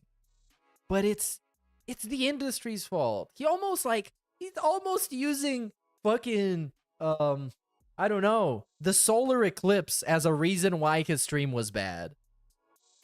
Essentially put out too many of these RPGs at once. And that's a problem. Why is it a problem? And they don't give a fuck about you, Phil. They don't give a rat's ass about your shitty ass schedule. Hasn't been a lot, and the games that are trying variety aren't good. That's the problem. There's been a lot of crappy games. So we'll see what happens. I'll definitely play it again Wednesday night. I mean, I bought it, and I want to see if we can get an audience for it. I don't know. But it is disappointing that we're not getting much of an audience for the game. It really is. But anyway, thank you for those who were here. You were a good audience. I do appreciate that. And I hope that you will return, and we'll see what happens on the next stream. I'm interested to see what we find in this nameless village. Okay. All right, everyone. See you next time. This whole, like, I love this, the fakeness around him pretending to enjoy a game just so he can make you feel bad for not supporting it. It's like he almost elevates it to an art form. And it's like, oh man, I really wish I could figure out what's happening in this village, in this spell that was put on the village. And like, I'm so invested in it, but man, I feel disheartened because you guys are not liking it. You're breaking my heart right here. It's like, okay. God damn, how fucking greasy can you get? Yeah, guys, I don't know, because here's the thing. If the streams are going to continue like this, then obviously, I got to do something else. I can't do a stream where I make $5. You know what I'm saying? That's not the point. And the thing is, if we can get enough of other good streams in the rotation, that's fine. Like tomorrow we got Elden Ring. Tomorrow we're going to try the Battlefront collection again and see how that does. I'm curious how many people will show up for those games. I don't know. A million. I have no clue. Perhaps. How that's going to go. It's kind of a shot in the dark to see how it does. If there's only one game that's really slow, then it's not the end of the world. So for example, we were playing Like a Dragon for the ages, and that was the game that was always the slow stream. If Dragon's Dogma 2 ends up being the slow stream and people like it and want me to keep playing it, then I will. But I can't have non-stop slow streams. So we have to see what happens tomorrow. Basically, right now, Alone in the Dark's doing fine. I'm happy with its performance. This is a generic schedule segment, so I'm going to skip this. And now, I guess we're going to talk about RPGs for a little bit. If this game always ends up performing like this, and then I'm having other slower streams too, we might have to figure out what to do, right? Eternal Napalm, that's completely untrue. He says, notice it's always the night stream. Wrong. When I was doing Street Fighter as a night stream, it almost always did well. All right? When I was doing other games as night streams, they do well. I'm telling you, it's RPGs. It's exactly what it is. It's RPGs. RPGs. What is fucking schedule nowadays? Let's look that up. So we got DSP Gaming with no space this time because we want the real guy. And wow, he's pretending to care about Helldivers 2 still. That's interesting. So we got here community, right? Mr. Lionel Messi, you had a bad game today. Well, you see, I have an ear infection, there's a rock in my shoe, I slept poorly, my dog ate my homework, the fans aren't supporting because there's football overload. Baller alert. £1 and 99 pence from Andrew R. Don't know many people that their job more. That hate their job, perhaps? I think. That's how I'm gonna read it. Oh yeah, that's what you meant. Okay, I got it then. But the Lionel Messi one, I've heard it in the past that teams have lost because the grass was too long or it was too wet. So yeah, there's been excuses like that in the past. So what is he playing? He's playing Helldivers. He's playing then Street Fighter 6 because we always got to come back to that. That's the trusty old Street Fighter. Then we got, the thing with Cat is happening on Saturday night, apparently. Then we got another retro react bullshit. And, well, yeah, he's not even playing any RPGs. He doesn't consider Elden Ring to be an RPG, so he's not playing any of them this week. So let's see. He should be super happy and everything should go great. These are the issue. Every RPG that I've played, even I was playing Final Fantasy VII as a day stream, it was dead, completely dead, 100% dead. It's not what you're saying. It's the genre of game. It's the genre. Remember, Final Fantasy VII, which everyone wanted. Okay, I would actually understand him if he said that he is incapable of making RPGs entertaining for his fan base. I'm cool with that.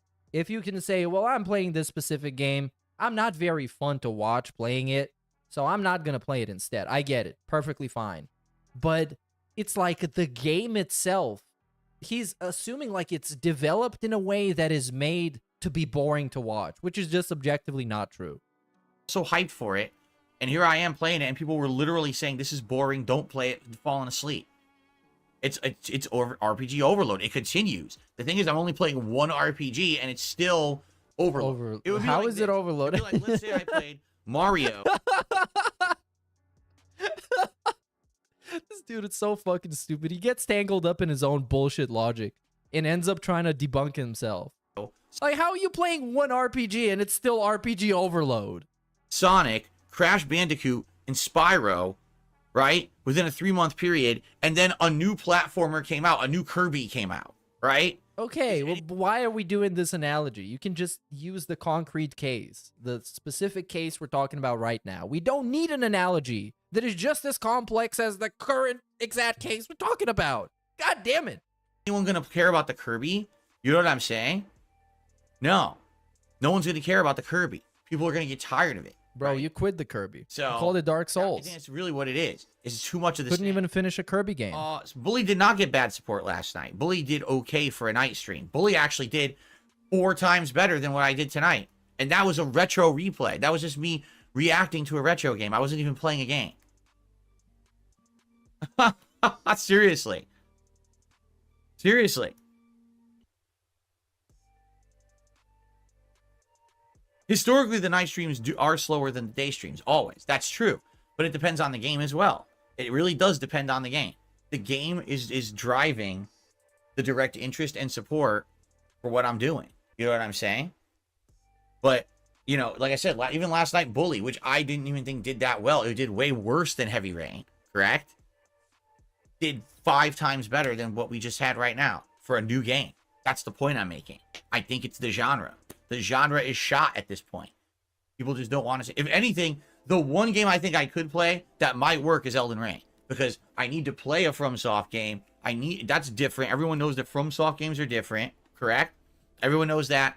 They're harder. There's always difficulty involved. I haven't played this for a year now, so I'm going to be rusty. And I absolutely have to play this to prepare for the DLC. Bro, like, how do you even call it? I not only spaced out, I felt like I was slipping into a depression and an eventual coma that would leave me with brain damage. This shit was like the most boring shit I've ever fucking heard. Go fuck yourself. We're watching something else. Well, it's still Phil, but yeah. There's also a lot of like crazy shit happening with Cobra and his soulmate. He got evicted because of her, allegedly. Then she was doing some crazy shit on stream. Insane. Yes, I was getting disassociated. That's exactly what was happening. I was terminating my association with myself in real time. So what do we got here? We got Oh yes, the tie. I wanted to see the tie because this shit was so funny. So apparently, I don't know if this is still going on, but he's gonna wear a tie for $200, and he was so desperate for it that he even put it on. You know how he doesn't put on the gimmicks until you pay him for it? He put this shit on for you to see how good he looks. The form of a spherical motion here, because Elden Ring returns tomorrow, and we got to get back into it. Any news on a possible new variety necklace goal? Right now, I'm not too keen on wearing jewelry or necklaces. No, I'm not really caring about that so much. The chain goal. Someone made a suggestion. They need to get them iced out. Oh, okay. Someone made a suggestion the other day. You ready for this? Because I forgot about this. I was playing Alone in the Dark, and the main character wears a fedora, and I have a red fedora, and we ended up wearing it on that stream. But he also has like a tie, like he dresses nicely. And someone said, "Do you have any ties in your house?" And I was like, "Well, I don't dress up in shirt and tie." And they're like, "Well, do you have them?" And I looked, and guess what? Lo and behold, whoa, look at this. I do have 2 ties. But this is so desperate. From years and years ago. I think I bought these ties. Oh yeah, he said he forgot about this, but the ties are right next to him prepared. So you didn't forget about this. Actually, you did the opposite of forgetting about this. You remembered this and put effort into making it a thing. Because I wasn't sure which one I wanted to wear. So I think I bought both. And then I just chose that day which one I was going to wear. And I couldn't even answer for you which one I wore. I have no idea. I mean, it's literally like the generic tie. So I do have 2 ties. And someone said to me, "Bill, do you remember how to tie a tie?" Let's see. Do I remember how to tie a tie? Well, this might be very sloppy because I haven't done this in ages. Let's see him get sloppy. Let's get some sloppy burn now. See if I remember. Don't go too hard. You're gonna end up David Carradining yourself. Hold it, like tight here, and you go around. Well, it's except it's not gonna be sexy. Around like this. Yep. Okay. You hold it. Is that a new style? Right. And or then is you just have it go up and over and through. Like this.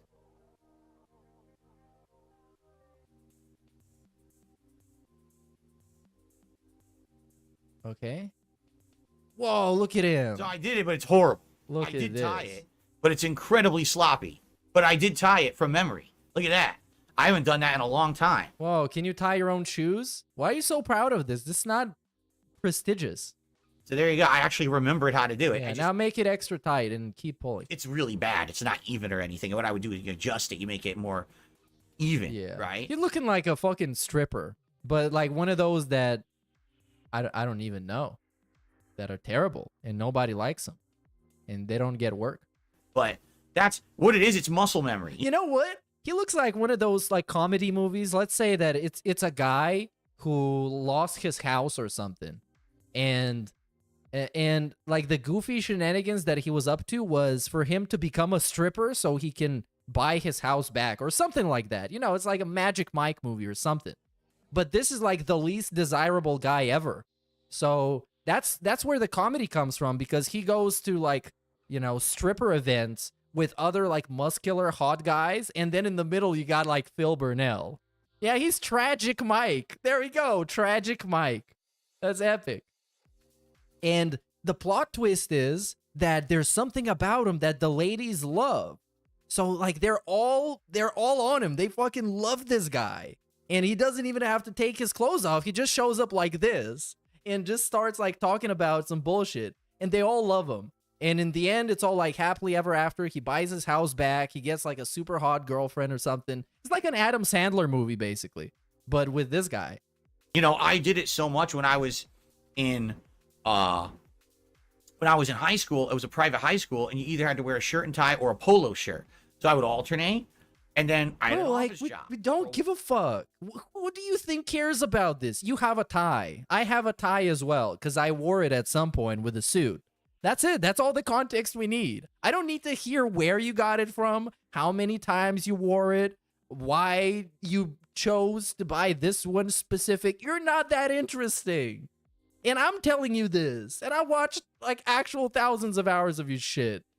while I had an office job where $2 from Jebusau 989. Look up Michael Douglas from Falling Down. Oh yeah, Michael Douglas, but we got even better than this. We got Barrett Wells, who made a parody of that one. Let me just show it to you guys real quick, okay? Okay. There we go. And it's this one. It's falling down from the rafters. Let's make it so you can see the whole thing. Yeah, look at this. What does the tagline say? The misadventures of a not so ordinary man baby at war with his delusional worldview. This is fantastic. Look, you got the Zelda pajamas, of course. We got the shitty tie. It's literally this tie. We got the water pistol, the bubble gun. We got a bunch of bills like in the briefcase. Everything. It's fantastic. Go drop a like on Twitter or the X app, whatever one you prefer using these days.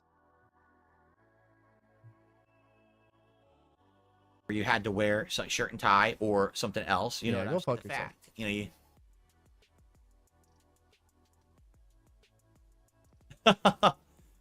Pull the shirt out, and, you know.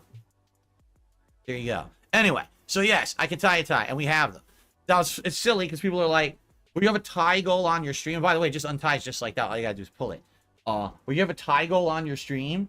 Probably not, unless people really, really wanted it, right? I don't know why people would care so much about a tie goal on the stream. If we were gonna do a tie goal, then it would replace the vest, basically, right? We do gunner glasses, hat, tie. I guess if we hit $200, then we would add the vest or something like that.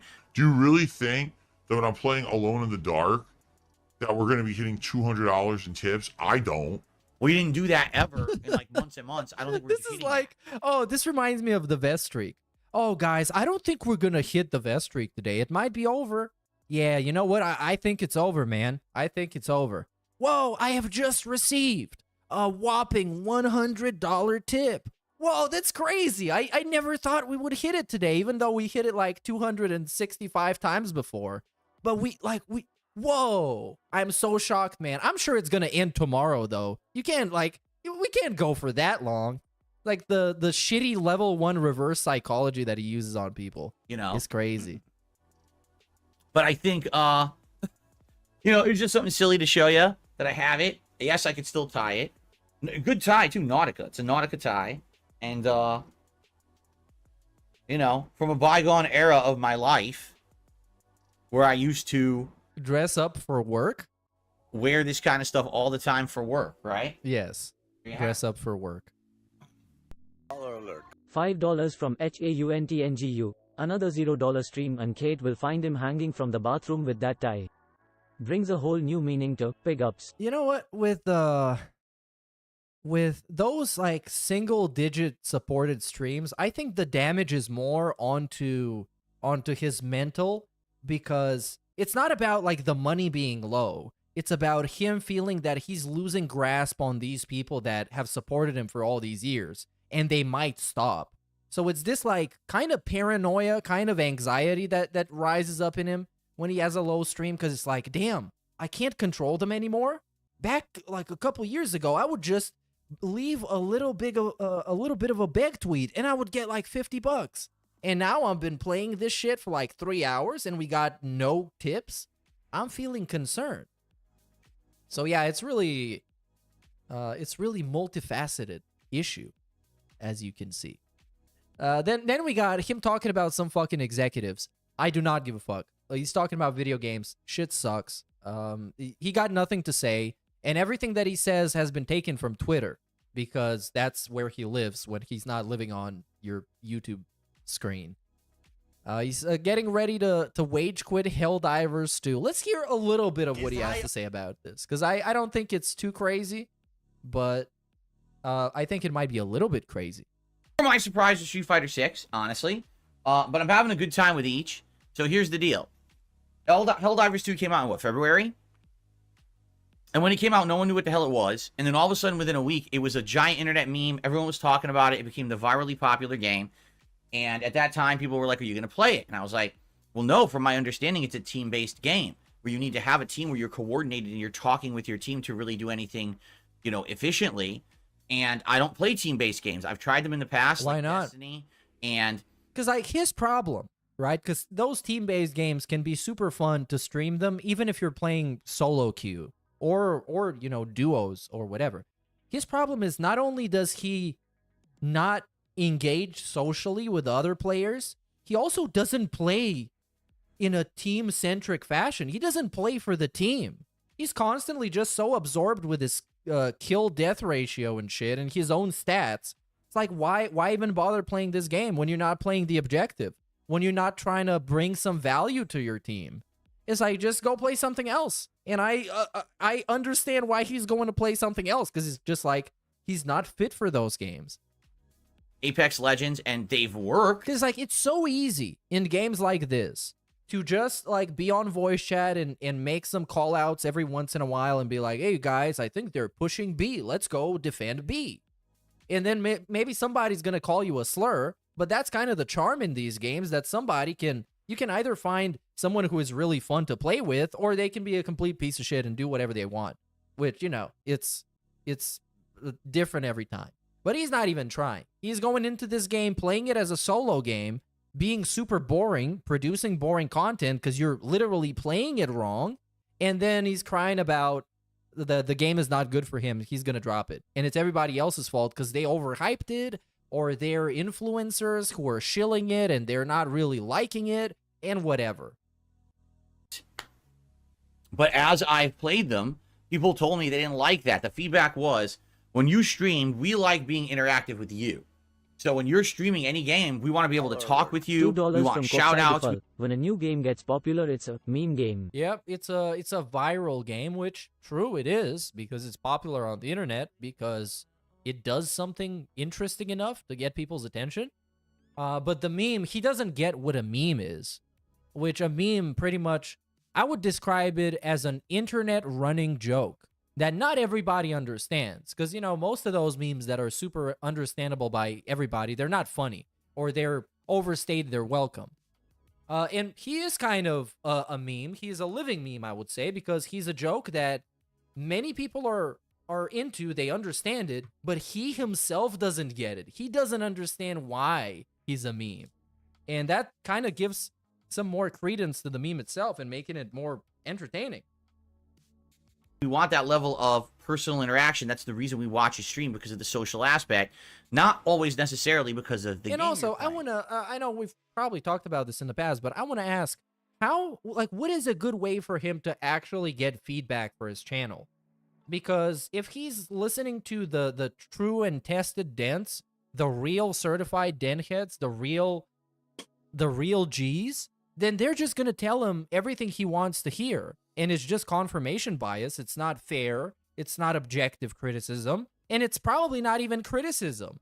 It's just kind of kissing his ass, telling him everything he already wants to hear.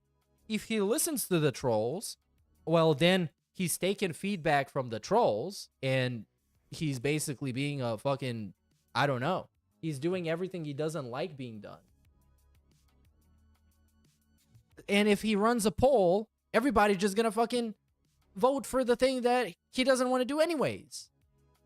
I don't get it. So if you're teaming up with other people and you're interacting with them and you're talking with them in a party, you're not interacting with us. You're basically kind of ignoring us, and that's not fun. And that's what happened. Like Apex Legends, the first couple streams I did of it, people liked, and then after that, I got better at the game and was winning games with my party, and people were like, this is boring, stop playing the game, so I did. Okay? That's not really what happened, by the way. So, I really haven't done anything team-based in ages, and that's why I didn't initially play Helldivers 2. Well, as you know, I got inundated with RPGs for 2.5, 3 months. Finally, we finished them up, and we're looking for variety on the channel, and people are like, play Helldivers 2. I'm like, all right, I'm just going to try it. I'm going to see if what you guys are saying is true, that I could play it as a drop-in, drop-out game rather than having an established party. For the most part, the answer is yes. Although I could definitely see that the game would be much better with an established party of people you can trust and you can communicate with. Well, of course. It definitely still works. It's literally built around that. When drop in, drop out, it's just kind of half. I think it's like half potential. definitely this is a game that if you have 4 people you're always playing with, or maybe a group of 5 or 6 and you're always rotating around, then you're going to get better. You're going to have that camaraderie. You're going to each have a certain role in the team, right? Depending on your loadouts and stuff. But you can still do that, Phil. Just turn on the voice chat. You can do all of that. You can tell everybody what your team needs. You can tell everybody, you know, what role you're going to play and how you're going to help them out. You can do that. I definitely think that this game works. But again, does it work for someone like me? And the answer is kind of. All right. I like the game. I've now played it 6 hours, and I'm unlocking new loadouts, new guns, new stratagems, you know, learning more about the game. I mean, yesterday, shit, I played a solo match because my teammate dropped and no one else was able to be summoned in for some odd reason. I played a solo match for like 25 minutes. I survived an incredibly long time by myself. I jumped off of a tower that I shouldn't have been able to drop onto. It was a glitch. And I survived the landing, and it was hilarious. Like, everyone enjoyed that match, including me. But it's undeniable that this game is meant to be a team-based game, and I don't do team gameplay. I don't, okay? Yeah, we kind of know. So it's funny because the first stream that I played last week... And he's blaming it on being an interactive streamer. That's the funniest shit. As if when he's playing the game, he's engaging with chat actively. It's crazy. Impromptu. Got insane amount of views. $5 from Rocco Sandwiches. What is Phil's story and will he ever finish it? What is the story? That is pretty interesting of a question. What is the story actually? Because we know about Cody's story. It's very clearly told and what he wants to achieve. Because for a story to end, his story to end, he needs to have a definitive goal. And he doesn't. Like, his whole concept, I guess, of still existing is at some point to refinance his house so he can get some quick money, so he can survive until his parents die, so he can get some quick money, so he can survive until he dies, so he can just be done with it. So I don't know. There's no goal. So no, he will never finish it. Insane amount of support. Everyone's freaking out. I played it for an hour. Because, like, think of any big significant story in media. Think of like Lord of the Rings. Frodo wanted to drop the ring in Mount Doom. That's it. That's his goal. What is fucking Phil's goal? No goal. The goal is $150. That's the goal. My birthday stream, it did okay. Yesterday, it was like just a normal day stream. Like, the hype is already completely gone from this game. It was like the normal amount of attendance, the normal amount of regular support that I would just get for a daytime stream. Okay? And now I'm looking at the videos, and the video views are terrible. Like, no exaggeration. Wait, O.J. Simpson legit died? Like 5 minutes ago? Like, legit. What did he even die from? What the fuck? It's been 24 hours. The videos have been live, well, close to that. Some of them don't even have, like 300 views. You know, it's just as if I was playing an RPG, basically, is the point I'm making here. Is this game is meant for people who are virally popular streamers who team up with other people on the internet and have an established party and have that communication, and people like to see that social interaction of those people. That's what this game is for. That's what it's made for. It's obvious that's what it's fucking designed for. This is what I was getting at 2 months ago when people sit here and demanded that I play this game, and man, I'm really missing out. And I'm like, I'm telling you, I know what the game is. The game is great. I know that. I've seen people play it. It looks good. It's not for me because this is not the kind of game that fits my content. And so, but this is the fucking problem with him, right? This is the problem with him. He knows that this is going to happen, you know? He has some, let's call it business insight to say, hey guys, this is just not the game for me. But then he plays it anyways to make people feel bad when it inevitably fails, because of course it will. Of course it fucking will.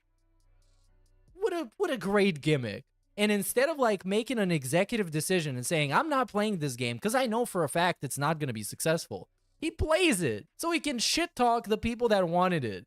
People still yelled at me. They yelled at him. Look at this guy. Look at this guy. 42-year-old man. He's so bothered because people yell at him on the internet with text. They don't even yell at him in voice messages or videos like I'm doing right now. They yell at him in text in his chat. You're playing shitty RPGs instead of Helldivers 2. It's your fault your views are down and this or that. All right? Here's the deal. I know what works and what doesn't on this channel. Okay, I knew. then counterpoint. Why do we constantly need to be harassing people to figure out what they want to see when he knows what works and doesn't? Just do what you think is going to work best and take responsibility when it is successful or when it fails. Sounds good to me. Baldur's Gate 3 would tank this channel. I'm not stupid. I called it last year. I said a game that's 140 hours long will never work for this channel, and I was right. At first, the first 1 to 2 weeks, it worked great, and then after that, boo! And this channel's views and engagement tanked, playing Baldur's Gate 3 for 3-4 months in a row until it was done. All right? Same thing with these online multiplayer memer games. These were, Among Us, right? A game, again, you're playing with friends, you're playing it with a party online, you're interacting, talking, or whatever. It works. It would never work if I played Among Us. It would be the most boring fucking thing. You'd like to see me play it one session, and then that would be it. These games don't work for me because I'm not the same as the big memer streamer fucking The people memer streamer. Everyone thinks is so popular, a million view people, that's not me. It never has been me. I'm a different niche of content creation, okay? So listen, I'm not sad that I bought Helldivers 2 or anything like that. Personally, I'm enjoying the game. But the point I'm making here is I've played one real major stream of the game, and already the popularity has fallen off. It hasn't even been a fucking week since I bought it. People fucking found out you boring as fuck. It's your fault. It's your problem. You could have done some gimmick. Like, if he really, spent a bunch of money on it in wishes that he would get some value out of it, he could have made some gimmicks that work. I don't know, if I get 5 kills, I'm going to put on the tie or some shit like that. The popularity on this channel has already fallen off for the game. And I'm not surprised because I told you so. But you don't listen. People just want what's popular rather than what works for me. And it's starting to piss me off because I know 9 times out of 10 what's going to work and what's not going to work for this channel. I know my audience. I know how retention works. I know all of it. Whoa. We know how retention works. Mr. 24-hour sub-only mode. Mr. Bathroom break. And having hundreds of people tune out and don't come back. It's like I'm watching AEW talking about retention. God damn. And if I were a viral streamer doing viral content. But you're never going to get to that point in order to be that. Yesterday, that moment where I landed on the tower by accident. And now I'm glitched and I have to get down. And I fell off the tower and I bounced off the fat ass of the character and I survived. If I were a viral streamer, someone would have clipped that and that would have got 1 million views overnight. $5 from Kopsaidifal. It's not just Helldivers, BG3 that have bad views, it's every single game he plays. Yep.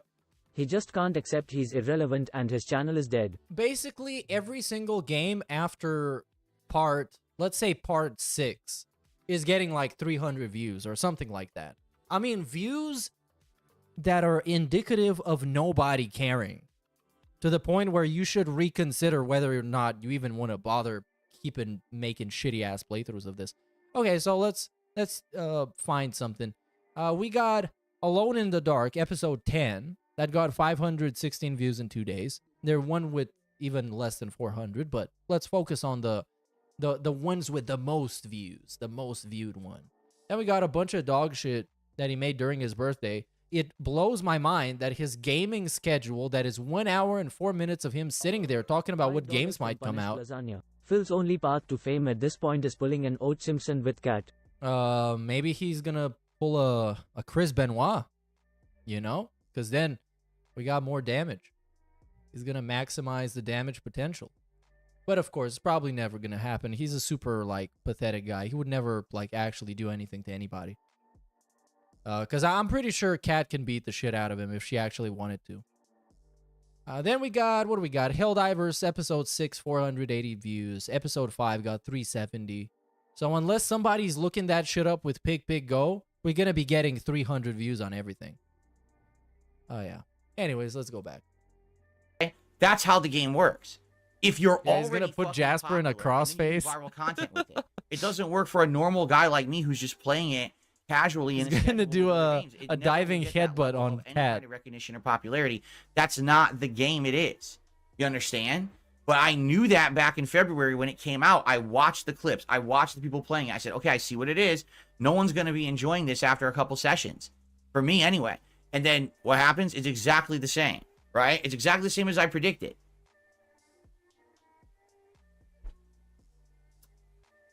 So what I got to tell you is you got to lay off a bit. Because, this is now the second time in a row. First with Baldur's Gate 3. And now with this Helldivers 2. Where I know what I'm talking about. It's really funny because this whole segment is not anything else but him telling you how to feel and what to think. I'm explaining to you. It's basically like, chill out, stop asking me to play games, I'll play whatever I want. Guys, what would you like to see? I need feedback. I told you guys this doesn't work. What a puppy joke, Lamau, big ups. Yeah, hey, big ups, Jabroni Cult. What's up, man? That's basically what's happening here. Would not work for my content. People demand it for months anyway. Okay? And then I play it, and oh, look. After 2 sessions, it's already died out. Maybe they just watched everybody else play it already, and they got their fix. I'm not gonna be fucking asking a YouTuber to make a video on something for months. I'll just go watch the other videos on the thing. What do I give a fuck about if this fucking YouTuber is gonna make a video on this? Now, the thing is, I'm not upset with that. It did okay. It did it as well as a normal stream. So, it's not like, oh my god, this is going to tank the channel or anything about that. You know what I'm saying? But man, it's definitely not how people praise the game. This is going to be the game that's going to be amazing. It's going to blow up your channel. You got to join the viral movement. Viral movements don't work for me. I played Pal World. The moment it came out, I played Pal World. I played it for, this is really pathetic that he even has to admit that.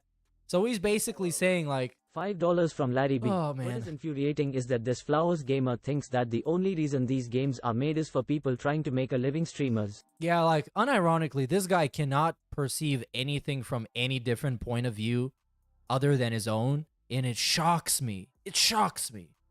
But yeah, what I was going to say is, even now he realizes that he can't even get views off of games that it's like the easiest thing ever to get views off of. Like a new game comes out, super hype, and it doesn't even work with him. It blows my mind. He would admit to stuff like that. Launch week, I dropped what I was doing and stuck it into the schedule. Did it blow the channel up? So basically, kind of, it makes me think that he's doing content for a fan base that effectively already likes him. He is not trying to, or at least he is admitting that he's really bad at getting people to like him. And he just has to appeal to the same, like, 20 people that support him that already like him. So that's kind of a really weird way to run a business. No, nobody cares. Just being honest, everyone. What you should do, Phil, is every time that there's one of these new viral games, you should be playing them. They don't work for me. They never fucking will. There will never be a virally popular game that comes out of nowhere that I decide to play and will blow this channel up. It will never happen. But there's too many factors of negativity and bad understanding against me on the internet. People who won't give me a chance. People who will say, oh, everyone else it's okay, but when Phil does it, it sucks. Right? Bro, it doesn't work. Like, the thing is that there have been people that have been slandered on the internet. There are people that have been made to look bad when they hadn't done much wrong. There are people that he's describing himself as, and he's making them all look like a laughingstock. Because, like, people's lives are legitimately ruined on the internet because somebody made some shit up about him because they don't like him. There have been cases like this. But he thinks that he's one of them. Ah, come on. So you gotta trust me over the nonsense of the viral shit on the internet. Why would I trust you over literal tens of thousands of people over the course of more than 15 years? Why would I trust you? I don't get it. I'm 42 years old. How many other streamers out there are 42 playing Helldivers 2 and going viral? I don't know. Does it matter? Does it matter how old they are? Because I think what matters is that they're an entertaining personality that you like hanging out with. And maybe if they're really good at the game, that's an added bonus. That's always good to watch somebody play a game and they're really good at it. But for me personally, not much of a priority. It's not going to happen. You got to relax. I mean, I feel like people, especially in my audience, get so caught up in all of this nonsense? What nonsense? The viral popularity of a game that's a flash in the pan success. Helldivers 2. But like, dude, 2 months. imagine you're watching somebody else's stream. Let's say you're watching Maximilian, dude, and he's playing the same game DSP is playing, but he's having a bunch of fun. He's talking to people, he's making jokes, and he's laughing. The chat is going fast as fuck. They're hyping him up. He's hyping them up. It's all like a fun time, and he conveys that to the audience. And then if you fucking look up Dark Side Phil, and he's telling you how shitty all of this is, and how boring it is, and how stupid you are for asking this game to be played. Like, goddamn. Phil, you are the outlier, Phil. You are the different guy. And not in like a good way. It's not to be taken with a positive message to it. Also, shout out to Wells Wade for 12 months, dude. Has been the top of the charts on Steam, correct? That's good. I hope that it has longevity. I seriously like the game. $2 from Kopsai Default. Age is only a number if you're fun and interesting. Yeah, that's true. And also, I would extend that to kind of even technical knowledge. So maybe you're not going to be good at having a interactive layout or a bunch of stuff that are happening on screen. Like, there are a bunch of people like that. But their streams are so full of personality and they're just so enjoyable. You don't care about that. Oh, yeah. It's certainly not perfect, but again, this is a game for a certain style of gamer, a certain kind of audience, and a certain kind of content creator. It's not for me. This is just for me. This is just one game to casually play along with all my other games, and it'll fit in for a while, and then it's going to get dropped likely because it's not going to be that interesting, right? Okay, so you know it is what it is. To do is engage with his audience, offer consistent and entertaining commentary, collaborate with other streamers, and incorporate audience interactions, like polls or chat challenges. It's easy as that. Age doesn't mean shit. Yeah, he's just not capable. He just doesn't know how. And he's not able to figure it out by himself. You need to tell him exactly what he needs to do. And streaming is one of those things where you can't just make a spreadsheet about what is going to make you successful and then you're going to become successful. Because there are like thousands of YouTube videos about, oh, how do I get discovered on Twitch? And 99% of those people never get discovered on Twitch. Accept that and understand it. Because it's like none of this is guaranteed. Just like how he expects to be guaranteed that a game is going to be heavily supported just because it's a AAA title or it's a new release or whatever. I just think that people have been really, really demanding in the last 6 to 8 months of me, saying, oh, I'm doing everything wrong because I'm not jumping on the virally popular game. And then when I play it, it doesn't work. So it's like, damned if you do, damned if you don't, right? No matter what. Like, well, I don't know what to tell you then, you know? It's just so hilarious. I don't know. Don't tell me anything. Just make some excuses that make you feel good and warm inside and move on to the next thing you're going to cry about. Because this is 10 minutes of the same thing.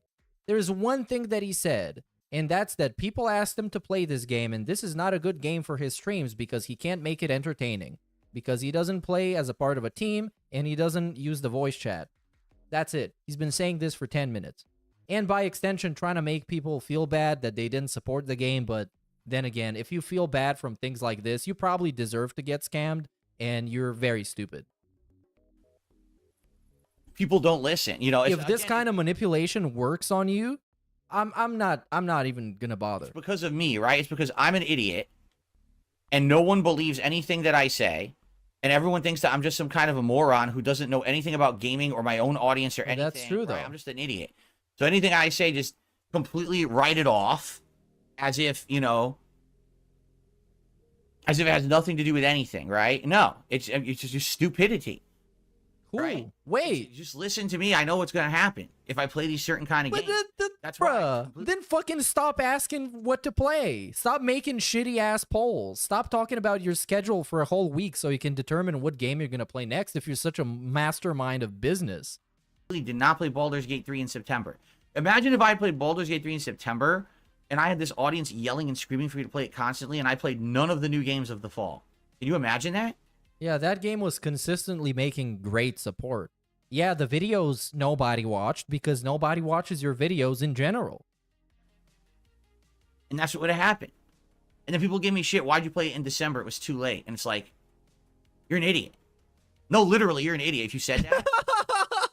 That's the dumbest thing I've ever. I love this, man. Because, like, in the last couple of months, ever since, what was it, the Comcast saga? Was that the last time somebody actually trolled him? I guess the Argentina thing, but with that one, it's not really, quote-unquote, bothering him all that much. But it's just been kind of what he wanted it to be the whole time. Because the trolls kind of keep to themselves. Nobody has tried to fuck with him or run some ops on him. He hasn't been crying about huge drama. And he's still barely getting by. He's still super stressed out. He's still yelling at his own audience every single day. So it's almost like even if the trolls aren't a factor, you still like fucking yourself over better than they can fuck you over. Because now at least like, because when the trolls fuck with him, he can be the victim. He is being victimized, right? He's giving credence to what he's been talking about with people fucking with him. Right now, it's not happening. So he needs to find something else to be a victim. And when you're a victim, then somebody needs to be the offender. And now the offender are those people that pay his bills. And this is, it's shaping up to be a very interesting year for those people. Because they might decide to reconsider paying his bills. Heard. Same thing here. People are, oh, you played Helldivers 2 too late. You're an idiot.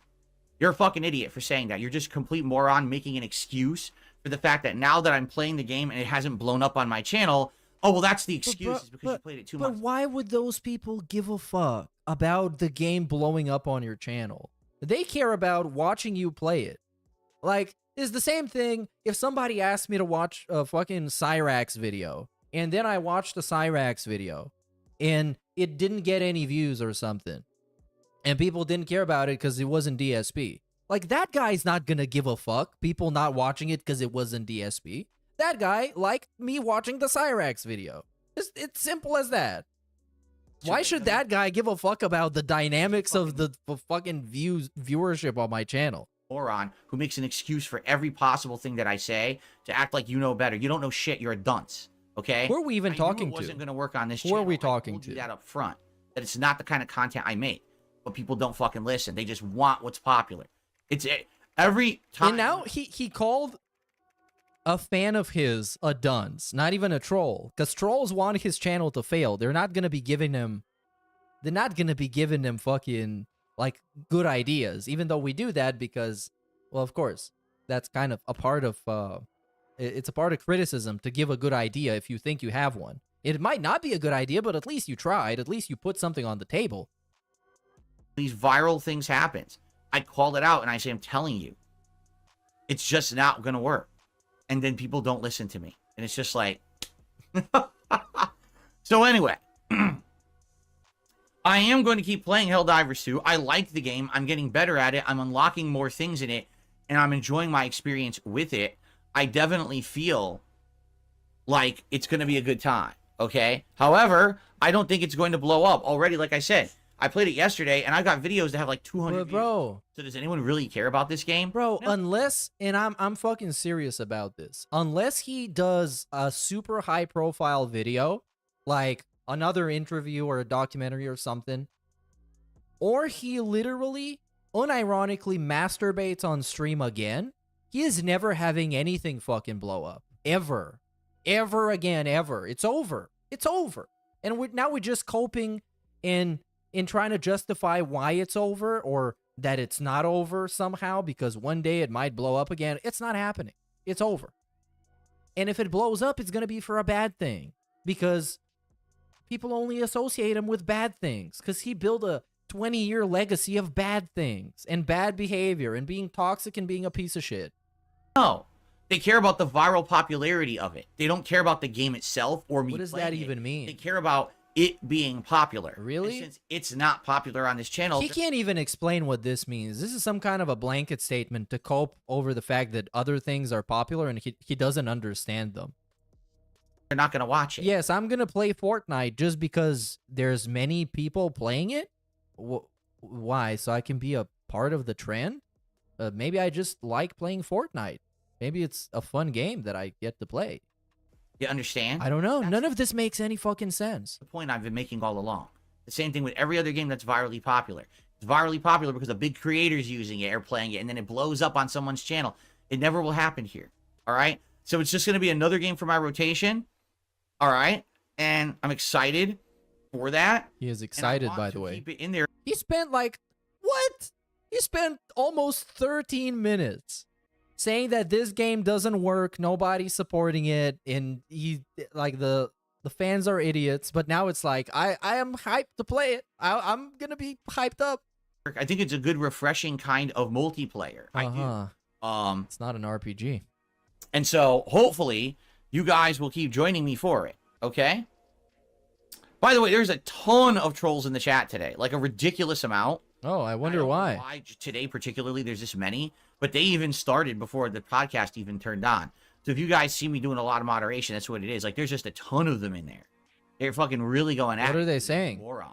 So, oh, they're going at it. What are they saying, though? So if you see me, that's what I'm doing here. It's distracting.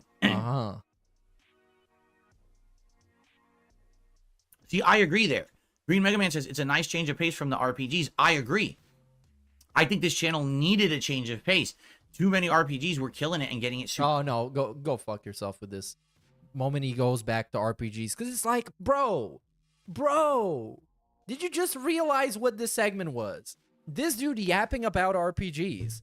Then somebody in chat literally in a single sentence repeat what he just said. And then he's like, yep, I agree with you, man. I've been saying this. And then he proceeds to repeat himself. What the fuck? What kind of content is this? I cannot believe this. Oh, fuck. God damn it. What else do we get to see? The ruining, the throwback streams. What is happening here? My army, bro. Oh, this is from 9 days ago, so this is ancient at this point. And he looked like this? Oh, man. Follow up to that because my trolls are so effing stupid. They tried to cheat a poll in the most blatantly over-the-top obvious way. There's no possible way that you wouldn't know that they were trying to mess with it. But bro, especially because they've been talking about it all over the internet. But it worked, though. It worked. It's not even an op. Yeah, I saw some people, like, they voted on the poll, and then they showed what they voted for, implying that you should also vote for this, or at least they thought it would be fun if you did, and he ended up playing the game. But, like, it worked. It worked. Now he's having a segment looking like fucking Mr. Sniff from The Patrix. And he's fucking talking about how much smarter than he is than those people that ruined the poll of the game he was going to play or the videos he was going to watch. They're so dumb. So they are so dumb. Look at him. Alrighty then. Okay, so, well, alrighty. Actually, now I look like Ace Ventura. I just realized. No, you Ace don't. Ventura wears no. shirts like this, right? No. Okay then. Anyway, so I guess I can take the sunglasses off. More like Ace Certified Ventura. Oh, the gag is up. Welcome everyone to the podcast, and I hope you're doing well. I hope that you're not going to. Bro, like, why doesn't he shave on the sides? He looks so fucking AIDS Ventura. God damn, he looks so scuffed like this. Man, just like shave the sides. You're looking homeless. Inundated all day long with bad jokes, because April 1st is a day when typically people like to try to fool you into believing nonsense. $2 from Kopsai Default. 100% worked. This is the exact reaction we wanted. Yeah, this is the segment that we wanted, to show that people actually have control over his streams. Because at any moment, the trolls can say, hey, you guys, I think this one is going to be a good choice. See if you agree. And then that choice goes to the moon. I would like to talk about last night. And the thing is, he can't do that with his fans because they don't exist. It's Retro React. They're not any of them. Because here's the thing. The idea for Retro React is that... Okay, so this is... I'm going to skip through the preamble bullshit. Is basically, he wanted to set a poll of what videos he should react to from his old playthroughs. And he's going to tell us how the trolls fuck with it. Because they're idiots. Playthrough, it's not received as like a classic that I've done. A lot of React streams. Record, the playthrough is 108 parts. So if we were to actually continue with Bully and try to finish it, it would take about 2.5 months of React streams to actually get through the whole playthrough. Just throwing that out there. That's how long the game is. About, I think if you do the math, I want to say it's under 20 hours. What if you do the math? Game. Okay. So anyway, so I play it, And we're having a good time at first. It becomes apparent about halfway through the stream, it's definitely not as fun as doing the Heavy Rain retro game. Like, even I started to feel a little bored because the game isn't as good as I remember. This is the best, because he was talking about these playthroughs like they're classics, like legitimately Criterion Collection level of work, like actual masterpieces that people gave like millions of views back when they were relevant. And now he's watching and is like, yeah, well, this is kind of fucking boring. Probably because and he's like, he's super full of himself. He loves himself. And even he thinks that that is fucking boring.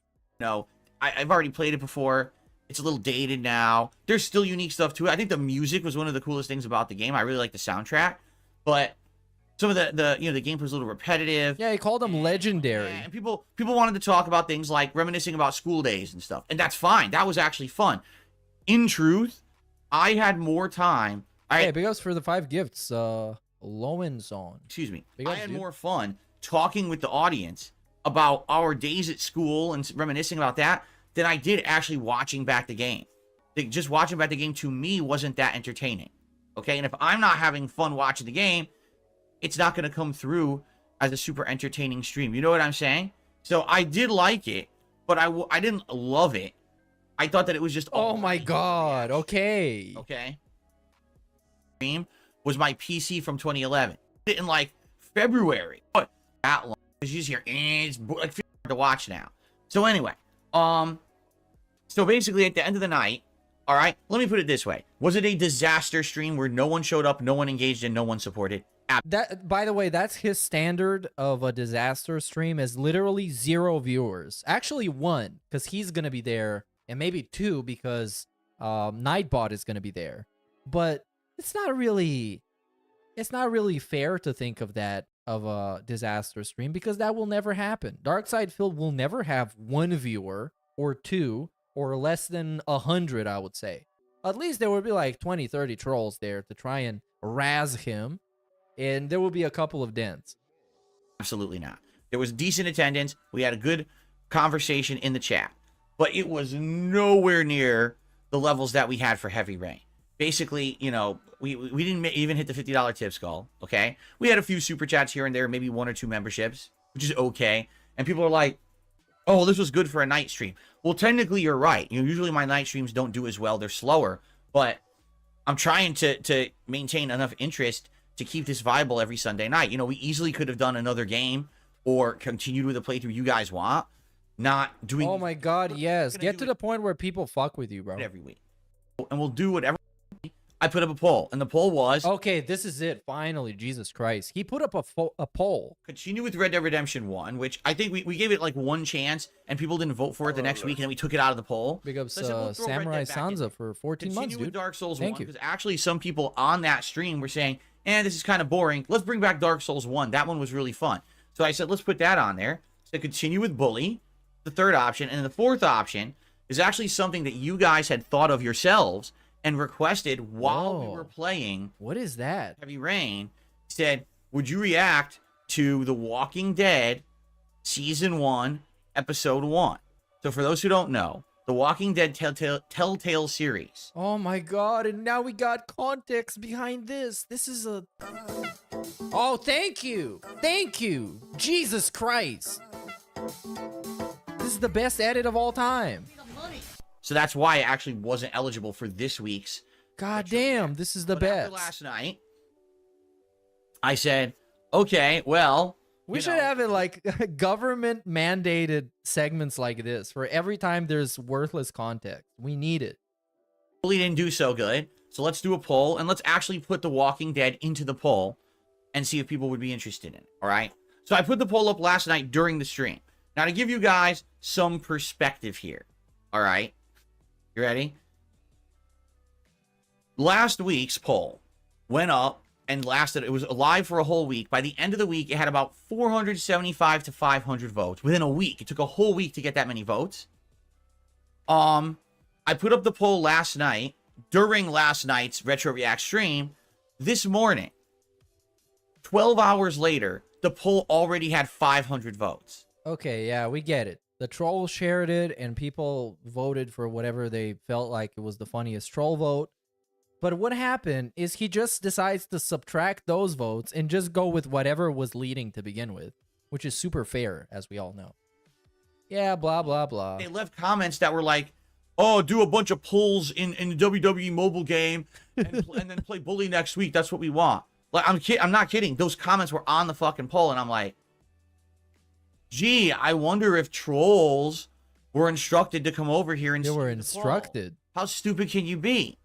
Like, I mean, you want to leave some evidence? You ever seen you got caught red-handed? I mean, this is like being caught in the act of doing it while 25 police officers are all staring right at you with videotaped evidence. Except it's a poll on youtube.com and not a crime. Audio recordings and a satellite feed. He's acting like he caught people trying to hack his bank account or something. From Kopsai Default. Need context to the context, then context for that. But bro, I hate it. I hate him for this. This is like one of the most despicable things a person can do is proceed to tell you bullshit information about something. And it makes everything even more complicated. Onto you. Like, how stupid can you be?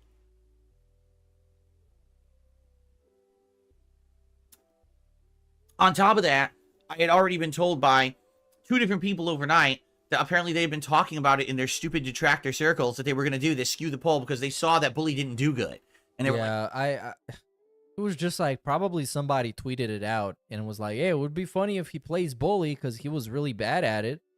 Haha, if we get him to play That's it. And he's trying to make it seem like people were organizing this. Again next week. It's crazy. Will again do bad, and anything we can do to annoy or hurt Phil, we should do. Ha ha ha. So I'm not kidding.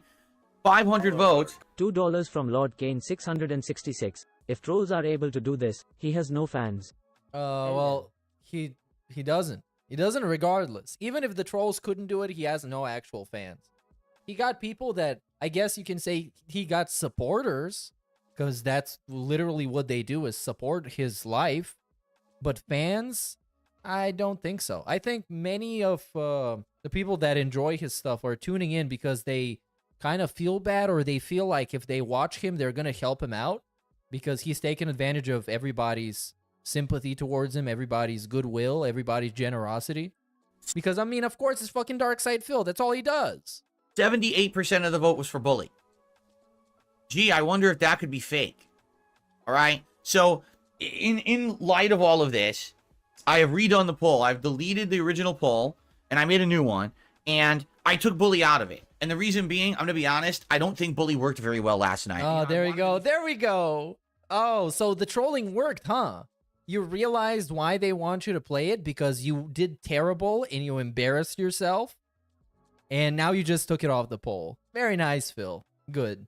Fair and give it another Good for shot. you. But it just didn't seem to work for me. Like, I got bored. And if I'm getting bored with what we're reacting to, that's not good. Like, I'll be honest. I was not bored with Red Dead. I was not bored with Dark Souls. And I was never bored with Heavy Rain. Bro, this is not about you being entertained. If you wanted to be entertained, just go watch somebody stream instead of making your own.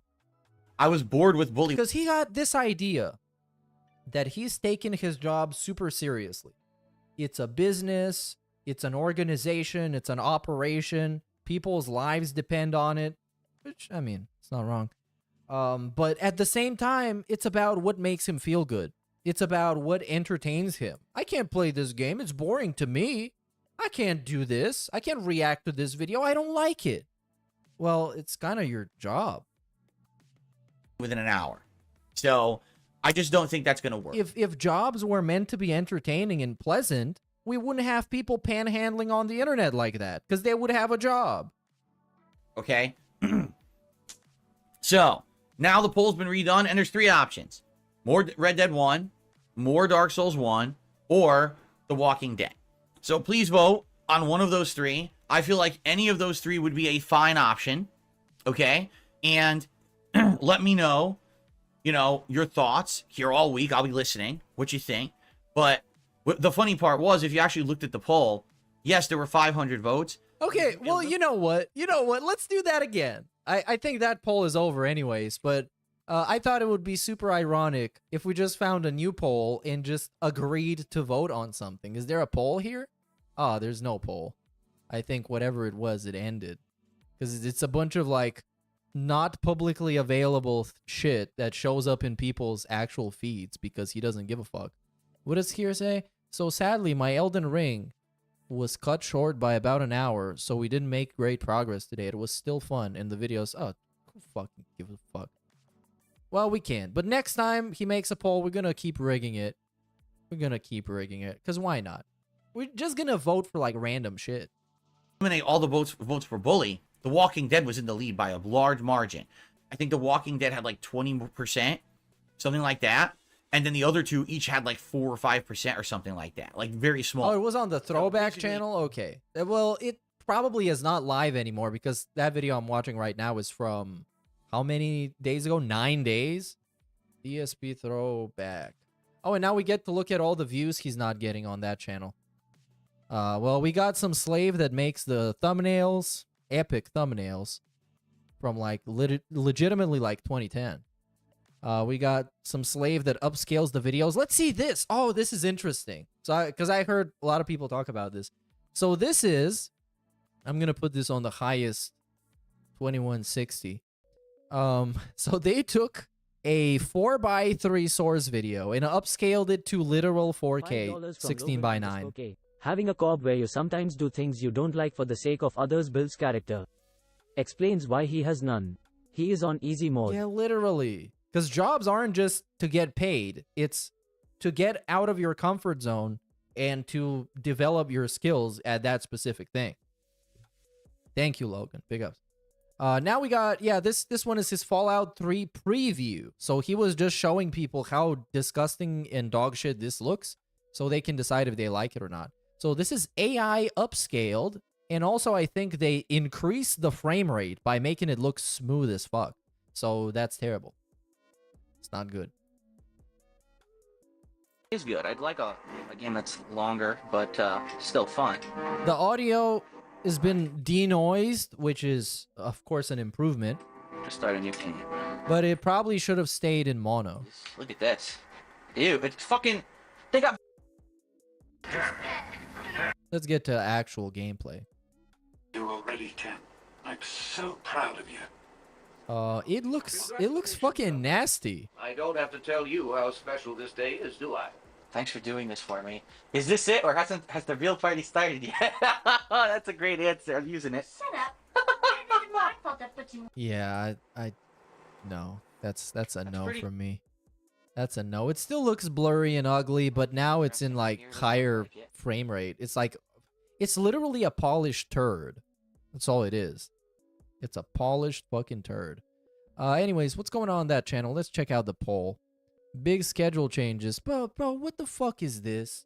Look at these walls of text. I'm not reading all of that just to see what you're gonna react to like 5 days from now. You're not that important. You're literally just a fucking YouTuber. Okay, so this is the important poll. I'm gonna say bully. And of course, look at this. And I don't even know what these are. They're probably not even relevant anymore, but whatever, I voted. I won. And then that's it, I guess. Let's look at the views. Yeah, as promised, I'm starting Fallout 3 today. Dude, shut the fuck up. Where's this audio coming from? What everyone says is that this game's really, really long. Shut up! But, I guess we'll just have to see. Thank you. Or?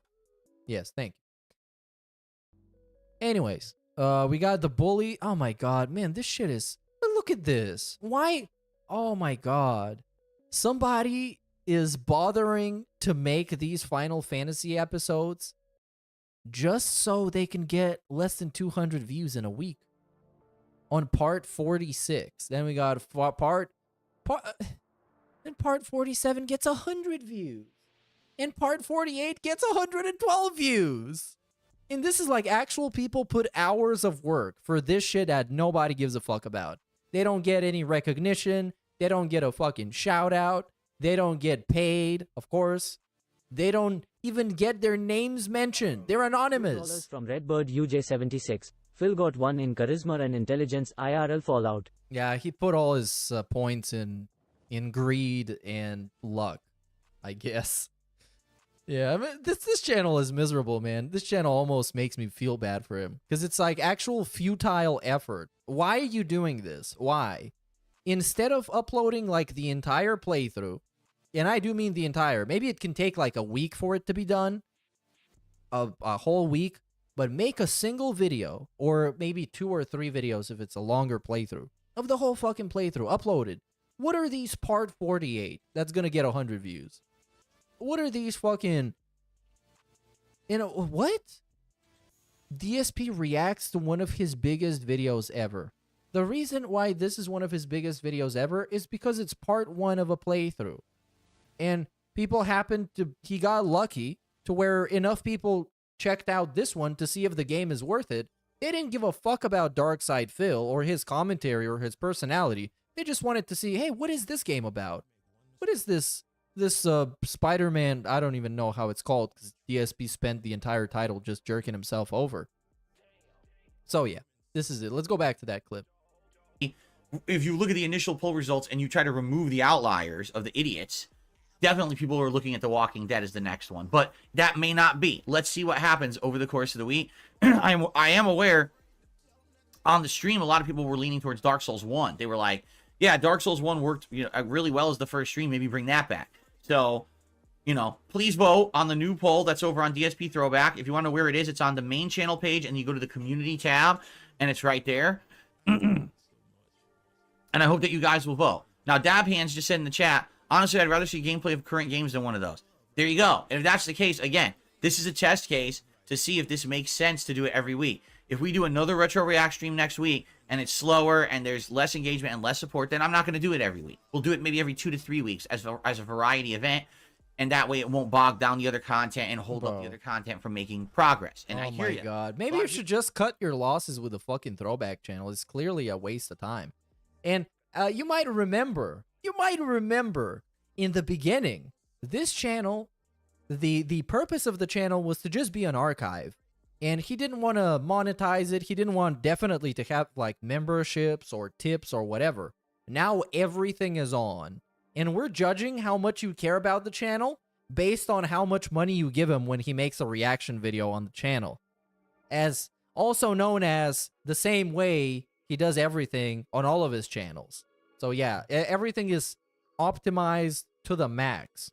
People right now, we're happy to see the RPG madness end and just want to see good progress in all of the other games that I'm playing, and are afraid that if I keep doing things like this, that this is going to hold up progress because I just keep doing other night streams and other things rather than gameplay streams, right? Yes, so, that's literally let's see what fair. happens. Very correct. Please vote. And I'm not voting. So why? Hold on. Why are the trolls idiots again? I don't get this. I literally don't get this. I'm not like faking or something. Because some people spent 30 seconds most to go there on this channel, click some link, and vote on a poll. And then they just moved on with their life. And this dumb motherfucker spent... How much time did he spend? He spent 14 minutes talking about how dumb those people are that barely gave it a thought and just moved on with their existence. Yes, Phil, definitely. They're the idiots. They are the idiots. Speaking of idiots, let's see some idiot that absolutely violates him in Street Fighter 6. So him playing Street Fighter 6, this specific stream that he did was absolutely humiliating. Like he got curb stomped into like dashboard quitting on people and blocking them, and yeah, insane. Here comes a new challenger. Well, here's one of the worst matchups for Dalsim, for sure. I feel like this 100% is his worst matchup. Of course. Match hasn't started yet. Hey, you guys, by the way, I'm about to lose because, well, it's a character that is a good matchup against my character. Always felt that way. So we're already pre-ordering the loss, and we're pre-ordering this guy not being a good player, but instead abusing a matchup. Round one. Fight.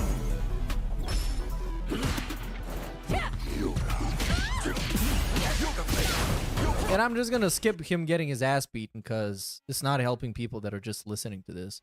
And also, you've seen him get his ass beat. Did he rage quit?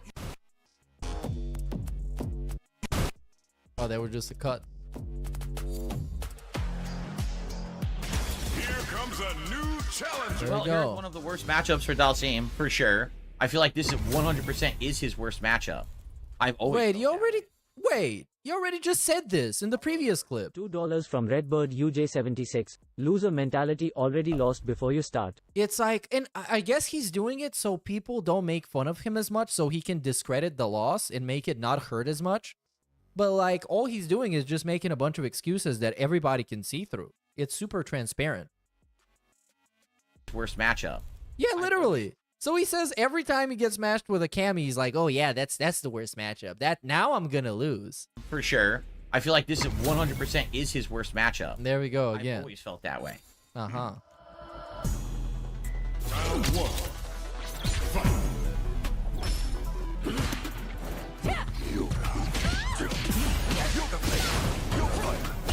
And like the whole thing with him playing Street Fighter is that even when he loses, even when he wins, he's still dishonorable. Because him winning is not about how good he is, it's about how much the other guy was trash, and despite attempting to cheat the game and play with like shitty tactics or whatever, Bill still overcame the difficulty. He still beat him. Nothing happens, so It's like it's fascinating. He's always dishonorable. He's always an asshole. I tried to do drive reversal. The game dropped it and gave me. Yeah. Is he getting shit on here? I think it is. Is it this one? Wow! Walk up cannon spike stuffs me completely. What a great match. And he gets bodied again. I think. Oh yeah, and here he quits to the dashboard. Look at this. Teabag me, huh? You can go fuck yourself. Look at this. And he called LTG a bitch for this very same thing. Quitting the dashboard. He called him a bitch. He's doing the same shit. In casual. He's playing casual. Casual. Huh? You can go fuck yourself. We're not even playing competitive. It's literally a match that doesn't matter. And he's getting fucking bitched like this. He's getting slutted out all over the place. I can do. This is such trash gameplay, see? Look at this. And he got teabagged too. That was crossing the line. Do you want to teabag me, huh? You can go fuck yourself. Fucking Whoa. But now you just made yourself look bad because you lost. Player. You're a trash player playing pattern cami, online with lag, dropping half my moves, and you're going to teabag me? No, you're going to get blocked. Well, not only are you a trash player, Phil, but you lost the match. And also you rage quit theatrically, displaying that you're a bitch as well. And I'm never playing you again, you fucking idiot. Oh my god. And now he's just talking trash behind his back. What a loser. This guy that just beat me. Wiped the fucking floor with my ass. 100% stop style seam. And if I can't even get one drive reversal out of the corner, I'll never get out of the corner. So there's no point in playing the match. There's literally no point in playing the match at all. It's just a waste of my time. I'll just move on to the next and ban the person who wants to teabag because they're a piece of human dog shit. I'm not wasting time with them. A piece of what? A piece of human dog shit. How does that work? Is that like what happens when you eat like dog food as a person? And then, never mind. So how do you get to that now? Because you guys showed me previously how to do it. Piece of human dog shit. How do I see my matches and ban a person? Is it? How do I ban a person? And history. Look at this dude. He's so desperate to block somebody. He's like actually seeking him down. You want to dox him too? You want his IP? Okay. How do I block? It's like either details. Dude. And this guy was celebrating his 42nd birthday like less than a week ago. Block the fucking troll. It's genuinely humiliating that somebody is acting like this and they don't even know it. Okay. Go fuck yourself. All right. On to better people who actually want to play the fucking game. And not abuse their awful online connection and play their pattern cami and win again in the easiest match for you. Yeah. You don't need to make all these excuses, bro. You're playing casual. for you. People playing casual are fucking drunk and stoned and smoking crystal meth at the same time. They're just playing casual. Stop taking it so seriously, bitch ass. You fucking idiot. Look at this guy. I can't, man. I can't with this, man. Okay. And like, we all know that the lag isn't there, is just in his head. The dropped inputs don't exist. He's just not as good in the game as he wants to be. Or is convinced himself he is. And it's just like, it's tragic, but if he was a good person, it would be tragic. And you would feel bad for him, probably. But since he's such a piece of shit, you kind of wish it would happen more. You want him to be upset. You want him to be crying. Because that's how you feel like he deserves. Oh, I think I'm going to be going now. Fuck this. It's almost 3 hours. Back in the day, I used to make like 8-hour streams and they felt as long as this one. But I can't do it anymore, man. I don't have it. I ain't got it in me anymore. I retired from that kind of stuff. So anyways, yeah, I think I'm going to go. See you tonight for the group thing. Send us a question. Or maybe you can rig the poll. And yeah, that's it. Thanks, everybody. There's no outro outside of maybe I'm going to play a sound clip. Hold on. Where's the sound clip? I want to have sex with your wife. There it is. Let's go have sex with everybody's wife. See you guys. Yong out.